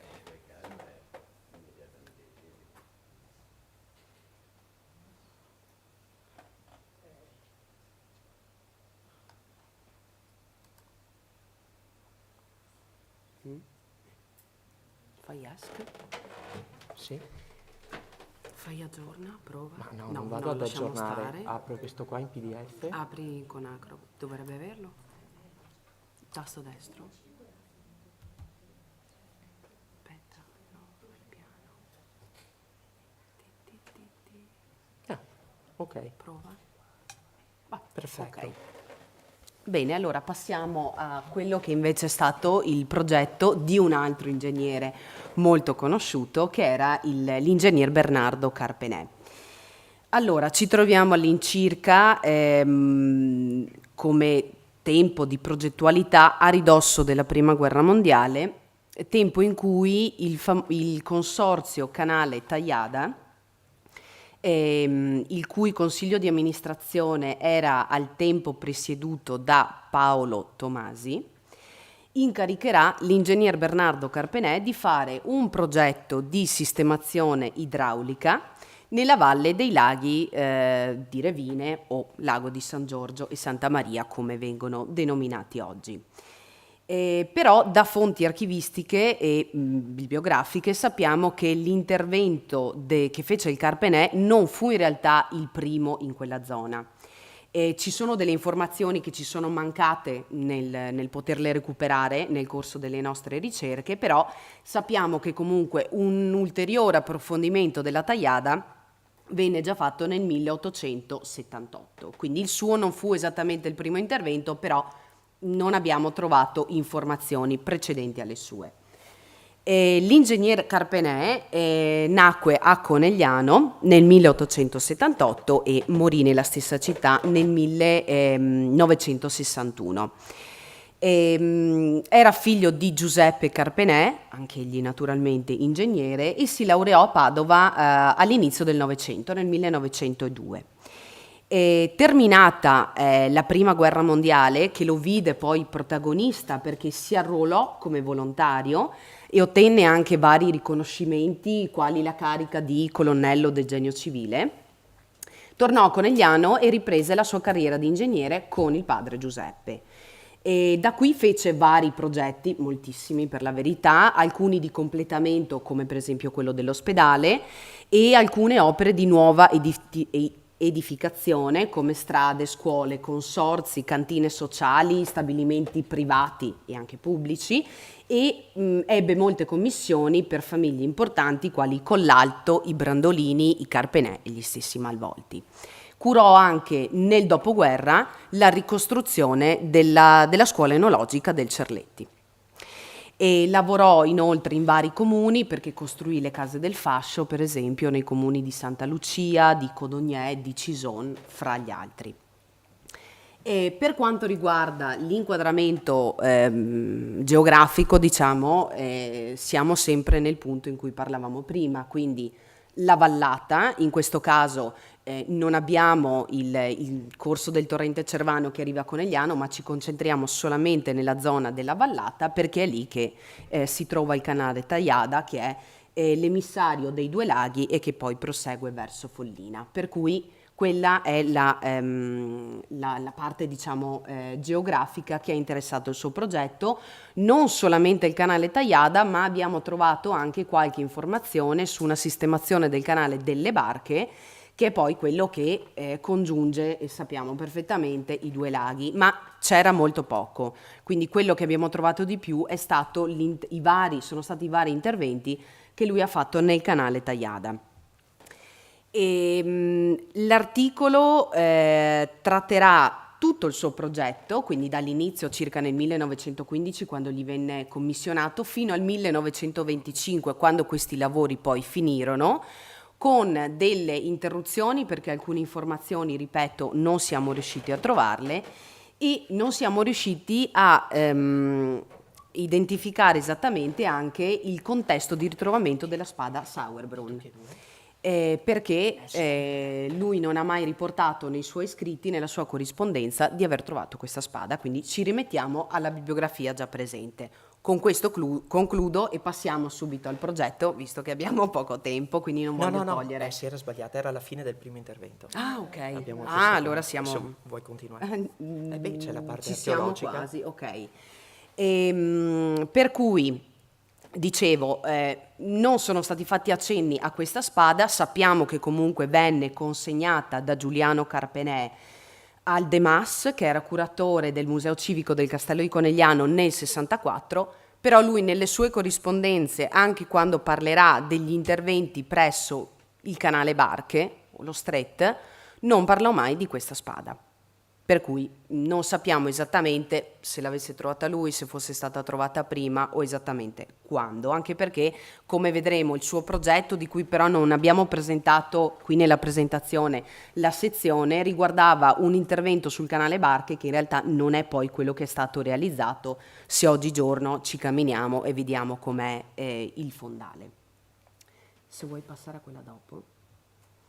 Che era, vabbè, questa è la spada Sauerbrunn che venne ritrovata appunto nel 1923, così come citano le fonti bibliografiche. E questa è un po' la ricostruzione degli interventi che sono stati descritti appunto in questo progetto e che vedono come zona di interesse l'uscita, quindi il lago di San Giorgio, da dove inizia il canale Tajada fino circa a Gai di Cison di Valmarino. Quindi lui lì fece vari interventi che poi brevemente descriveremo. Alcune cose gli vennero commissionate, alcune scrisse lui che dovevano essere fatte come interventi per avere esattamente un risultato ottimale e positivo per lo scarico delle acque di questo canale, però in realtà, come si vedrà alla fine, non verranno tutte realizzate. Sì, senza entrare poi, questo è un progetto molto complicato e durerà tanto nel tempo, e l'ingegner Carpenè lo gestirà in un modo impeccabile, avrà dei rapporti multidisciplinari con tantissime persone, grazie alla famiglia della quale faceva parte, grazie alle sue capacità come professionista, per cui tutti questi dettagli meritavano anche di essere riportati in note. Le varie biografie dei personaggi con i quali lui lavorerà e collaborerà verranno poi spiegati completamente nell'articolo, per cercare di dare in un qualche modo una panoramica generale. Questo consorzio del Tajada, così come quello della strada che a un certo punto necessitava di connettere in modo migliore Conegliano con San Boldo, con Lago, erano dei consorzi di cui facevano parte tendenzialmente i sindaci pro tempore o i podestà e altre cariche amministrative locali che si succedevano di volta in volta alla direzione.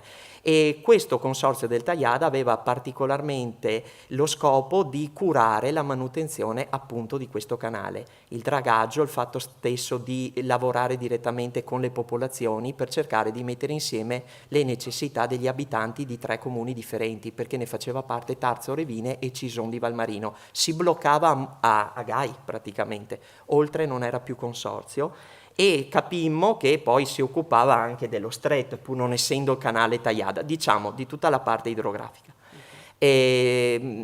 Incaricò il Carpenè nel 1915 chiedendogli un progetto. Bisogna sistemare il canale, ci sono varie ponti che sono crollati, c'è da fare manutenzione. Il Carpenè presentò la prima proposta progettuale con un disegno. Vediamo, dopo c'è. La prima proposta progettuale, una relazione. I lavori si interruppero a causa della Prima Guerra Mondiale, per cui il Carpenè non seppe più niente fino al 1919.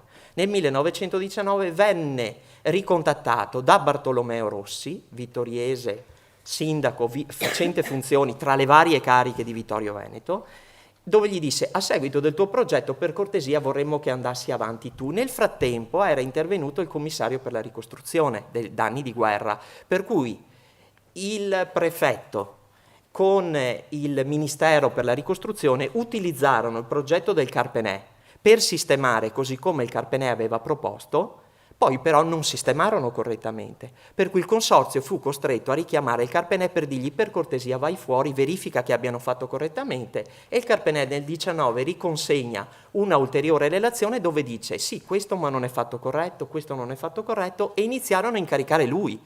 Per cortesia vai avanti, logico, perché non l'hanno incaricato alla prima richiesta, perché tanto pagava il Ministero, pagavano i danni di guerra, in questo caso avrebbe iniziato a pagare il consorzio, che sistemava i terreni per tutti quei residenti che su quei terreni avevano una fonte di reddito. In che modo si muoveva? Si muoveva dicendo, bene, contattavano Carpenè, per favore vai fuori in luogo, fai un sopralluogo, facci una perizia secondo te di cosa bisognerebbe sistemare. Lui usciva e gli faceva una sorta di lettera informale, diciamo così, con dei costi. Loro ragionavano e poi gli dicevano, ok, presentaci un capitolato d'appalto, esattamente dicendoci quanto costano le opere, che noi dobbiamo incaricare un ingegnere, dobbiamo incaricare un'impresa che deve vincere l'appalto per fare le cose in modo regolare. Però il consorzio chiedeva la licitazione privata, voleva avere la possibilità di scegliere chi doveva occuparsi direttamente dell'opera. Per poterlo fare doveva avere un'autorizzazione della prefettura, per cui il capitolato andava in prefettura a Treviso, veniva autorizzato dal prefetto, ritornava al consorzio, il consorzio decideva ok, io incarico la ditta, erano sempre ditte locali, e incarico il progettista che segue i lavori, che era poi il Carpenè.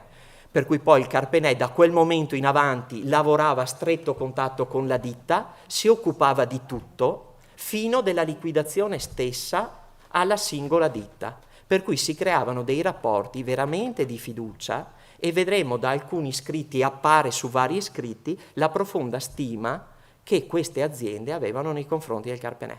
Perché se a partire dalla presentazione del progetto il costo era 1.000, si arrivava che nel momento del pagamento, anche fossero passati 8 anni con la svalutazione di quegli anni, venivano liquidati 1.000. Era preciso fino ai centesimi di lire. Veramente una cosa impressionante. È una cosa che abbiamo imparato a conoscerlo leggendo i propri scritti, che va al di là di quello che tecnicamente poi è il progetto. Questo è il primo documento che abbiamo trovato, dove in una lettera mandata in un'azienda di Revine viene chiesta a questa azienda, che poi non troviamo altra traccia, non si occuperà di niente, vengono convocati dal consiglio di amministrazione, il cui membro anziano è Paolo Tomasi, per valutare il primo intervento, che appunto sarà fare vedere. questo Carlettin Sante fu Giovanni, poi non si occuperà di nulla, sul progetto di Massima per lavori straordinari del canale Barche. Questo è il primo documento che in archivio a Conegliano, che tiene tutto l'archivio del Carpenè donato dalla famiglia, e piano piano in alcune parti è ristrutturato, Sì. In alcune parti lo stanno Lo studiando, stanno perché è ristrutturando. veramente enorme da un punto di vista della quantità e anche nelle dimensioni, perché ci sono elaborati grafici come la sua planimetria. Questa è una planimetria, sono circa 3 metri di lunghezza, tutta piegata. Abbiamo cercato di ricomporla, marca purtroppo un unico pezzettino ed è l'unica copia che al momento è presente. Non avendo, in originale. in Questa è la sua originale. copia in originale. Potrebbe essere che ce ne sia una in archivio di Stato a Venezia, perché lui magari l'ha mandata al genio, il genio ha trasferito all'archivio di Stato di Venezia, ma tutto il malloppo dei vari geni civili della regione Veneto non sono attualmente stati ancora catalogati, dove si vede la planimetria e tutte le varie sezioni dove lui disegna esattamente il profilo del canale e cosa dovrebbe esserci come intervento. Questo è del 1915, sarà poi portato avanti fino in fondo. Altra cosa interessante, in alcuni casi ci siamo domandati nelle descrizioni che lui faceva come faceva a sapere dettagli tecnici anche ipogei dei vari ponti, perché o aveva fatto un carotaggio esplorativo per dire io vorrei intervenire, ma in questo caso questo è il ponte sulla strada consorziale, che è l'attuale provinciale del San Boldo, che collega Lago a Fratta e poi sale per Tarzo.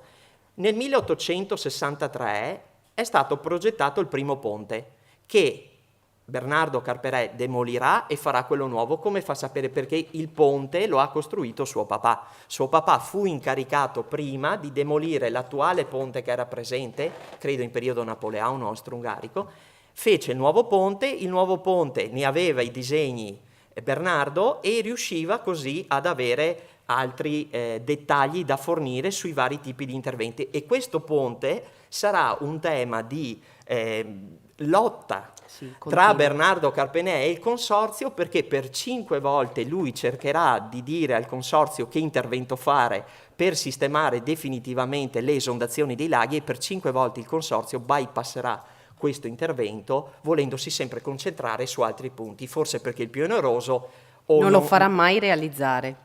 Per cui quello che era, secondo il Carpenè, l'intervento migliorativo per lo scarico e per evitare le esondazioni, non sarà mai fatto. Lui voleva fare un tombotto questo, eccolo qua, per lo sfogo. Qui lo vediamo dall'alto, praticamente a nord arriviamo da Tarzo, scendiamo da Tarzo e passiamo da Fratta, e continuando qui sulla provinciale verso sud arriviamo alla località di Lago, permetteva di attraversare la vallata. In questo senso corre la Taiada, per cui esce dal canale dal lago di San Giorgio e prosegue andando in direzione di Follina. Su questo ponte, essendoci una strettoia, l'acqua, che tuttora succede, si accumula, è una sorta di barriera, non riesce a scaricare e porta alle esondazioni dei laghi. Lui diceva: se volete definitivamente risolvere la questione delle esondazioni in tutta la zona dei laghi, dovete costruire un bypass, che sarebbero questi altri 2 canali laterali, in modo tale da aumentare la sezione di scarico, perché è troppa l'acqua che poi si accumula. Lo cerca di introdurre nei preventivi, anche se loro non glielo chiedono, gli approvano gli appalti senza quella voce, lo ributta nell'appalto, gli dicono: ma ti avevamo detto di no, e lui è costretto a rifare. Praticamente è un tira e molla che dura 15 anni, dove lui cerca sempre di buttare dentro questo, alla fine si arrenderà e dirà: ok, facciamo una cosa per cortesia, approfondiamo l'attuale base facendo un semplice scavo che potrebbe essere la soluzione, non lo sarà, ma dovete rinunciare dopo 15 anni di battaglie. Non abbiamo capito perché alle sue richieste, perché non abbiamo trovato corrispondenza, ma sostanzialmente dai preventivi e poi dalle liquidazioni gli continuano a dire: ok, ci va bene quello, ci va bene l'altro, e là non vanno a toccare. È stato interessante. E questo è un esempio di una lettera che gli scrisse uno dei suoi vari collaboratori, Antonio Tandura, che fu perito costruttore a Follina, poi venne trasferito a Monfalcone perché passò di grado all'interno del comune di Monfalcone come perito e come tecnico comunale, dove lui gli diceva sempre a lei grato per i suoi molteplici favori e per la sua buona disposizione a mio riguardo. La ringrazio sentitamente e unitamente a mia moglie le porgo distinti saluti. E tutti quanti, questo è il più significativo tra i documenti che abbiamo, tutti quanti sottolineano all'interno di queste note questo rispetto per la persona che era Bernardo Carpenè, al di là di com'era come professionista, riusciva a entrare anche in relazione di amicizia. Lo stesso Antonio Tandura disse: io a un certo punto ho lavorato, per cortesia al consorzio chiedo 500 lire, però vorrei che la metà fossero sue perché io considero di aver lavorato per lei. Il Carpenè lo ringrazierà, ma non volle niente e gli mise in conto tutte le 500 lire della sua prestazione, che per allora erano soldini, per cui è un altro tratto che è stato molto interessante conoscere del progettista. Poi tutti i dettagli tecnici, sono molti rapporti con imprese del territorio, anche le ditte che Sì. facevano i lavori erano tutte ditte del territorio, quindi i rapporti anche con tecnici, e lo vedremo, per alcuni dettagli andava a trovare delle persone estremamente competenti come lo era lui. Aveva una grandissima cultura, un'ottima capacità di scrittura, perché Sì. per essere quegli anni devo dire che è difficile trovare degli scritti oggigiorno così ben fatti, e soprattutto era molto, come diceva l'architetto prima, era molto bravo, perché lui conservava la brutta copia di quello che lui scriveva con tutti i suoi conti, dettagli, appunti, trascriveva poi in bella copia e faceva sempre corrispondere quello che gli veniva chiesto e quello che lui poi dava, per cui una persona veramente d'onore e molto, molto acuta, molto professionale. Sì, nella qualità tecnica, anche delle scelte tecniche, la descrizione di tutti i materiali, come dovevano essere, imponeva la stesura della malta, doveva essere messa in un certo modo. Le percentuali dei componenti della malta, dell'intonaco che utilizzava, la tipologia di sabbia, sì. Erano dettagli che insomma per l'epoca fanno la differenza. E si vedeva poi nei pochi documenti che abbiamo trovato del padre, si vedeva che la scuola era quella di famiglia, perché il padre 20 o 30 anni prima si relazionava nello stesso identico modo, per cui ha trasmesso anche al figlio un metodo, e con quel metodo c'era una chiarezza totale, per cui a distanza di 80 anni si riescono a prendere i suoi progetti e si capisce esattamente tutto. Si riesce a ricostruire. Abbiamo ricostruito l'ultimo documento è del 1936, quando il genio civile gli riconsegnerà gli elaborati ringraziandolo e dicendo riconsegno gli elaborati. Noi abbiamo ritenuto che quella fosse la chiusura del progetto. Un genio civile che a un certo punto entra a che fare con loro, perché prima aveva come si diceva, aveva un ruolo legato al Ministero dell'Interno, aveva un ruolo legato alla guerra, poi diventò genio civile. In quel momento per loro divenne una spina nel fianco. Ci sono alcune lettere dove i vari amministratori locali e per favore Bernardo risolvici questa cosa col genio civile perché è una spina nel fianco, perché dovettero iniziare a mandare tutta la documentazione di corrispondenza anche al genio, che prima veniva bypassato perché i punti di riferimento erano meno ed erano diversi. Quindi lungaggini burocratiche che già insomma tutta la progettualità durò per molti anni, per cui si lamentarono anche. Si lamentarono di questo nuovo soggetto. Grazie.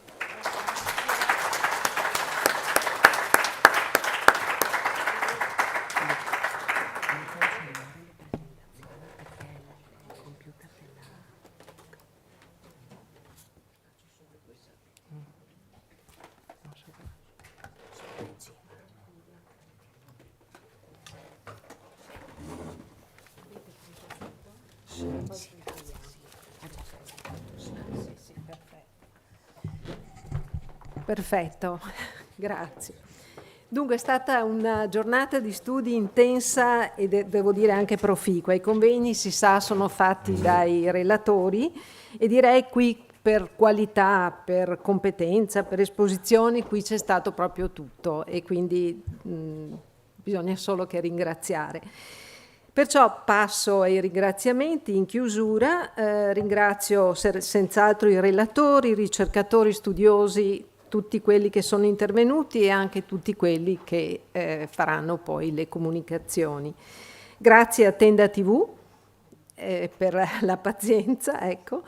Grazie senz'altro anche all'editore De Bastiani che avrà pazienza, non so se è qui in sala, prima l'avevo visto, è andato, comunque ecco lo ringraziamo in anticipo per la pazienza che avrà.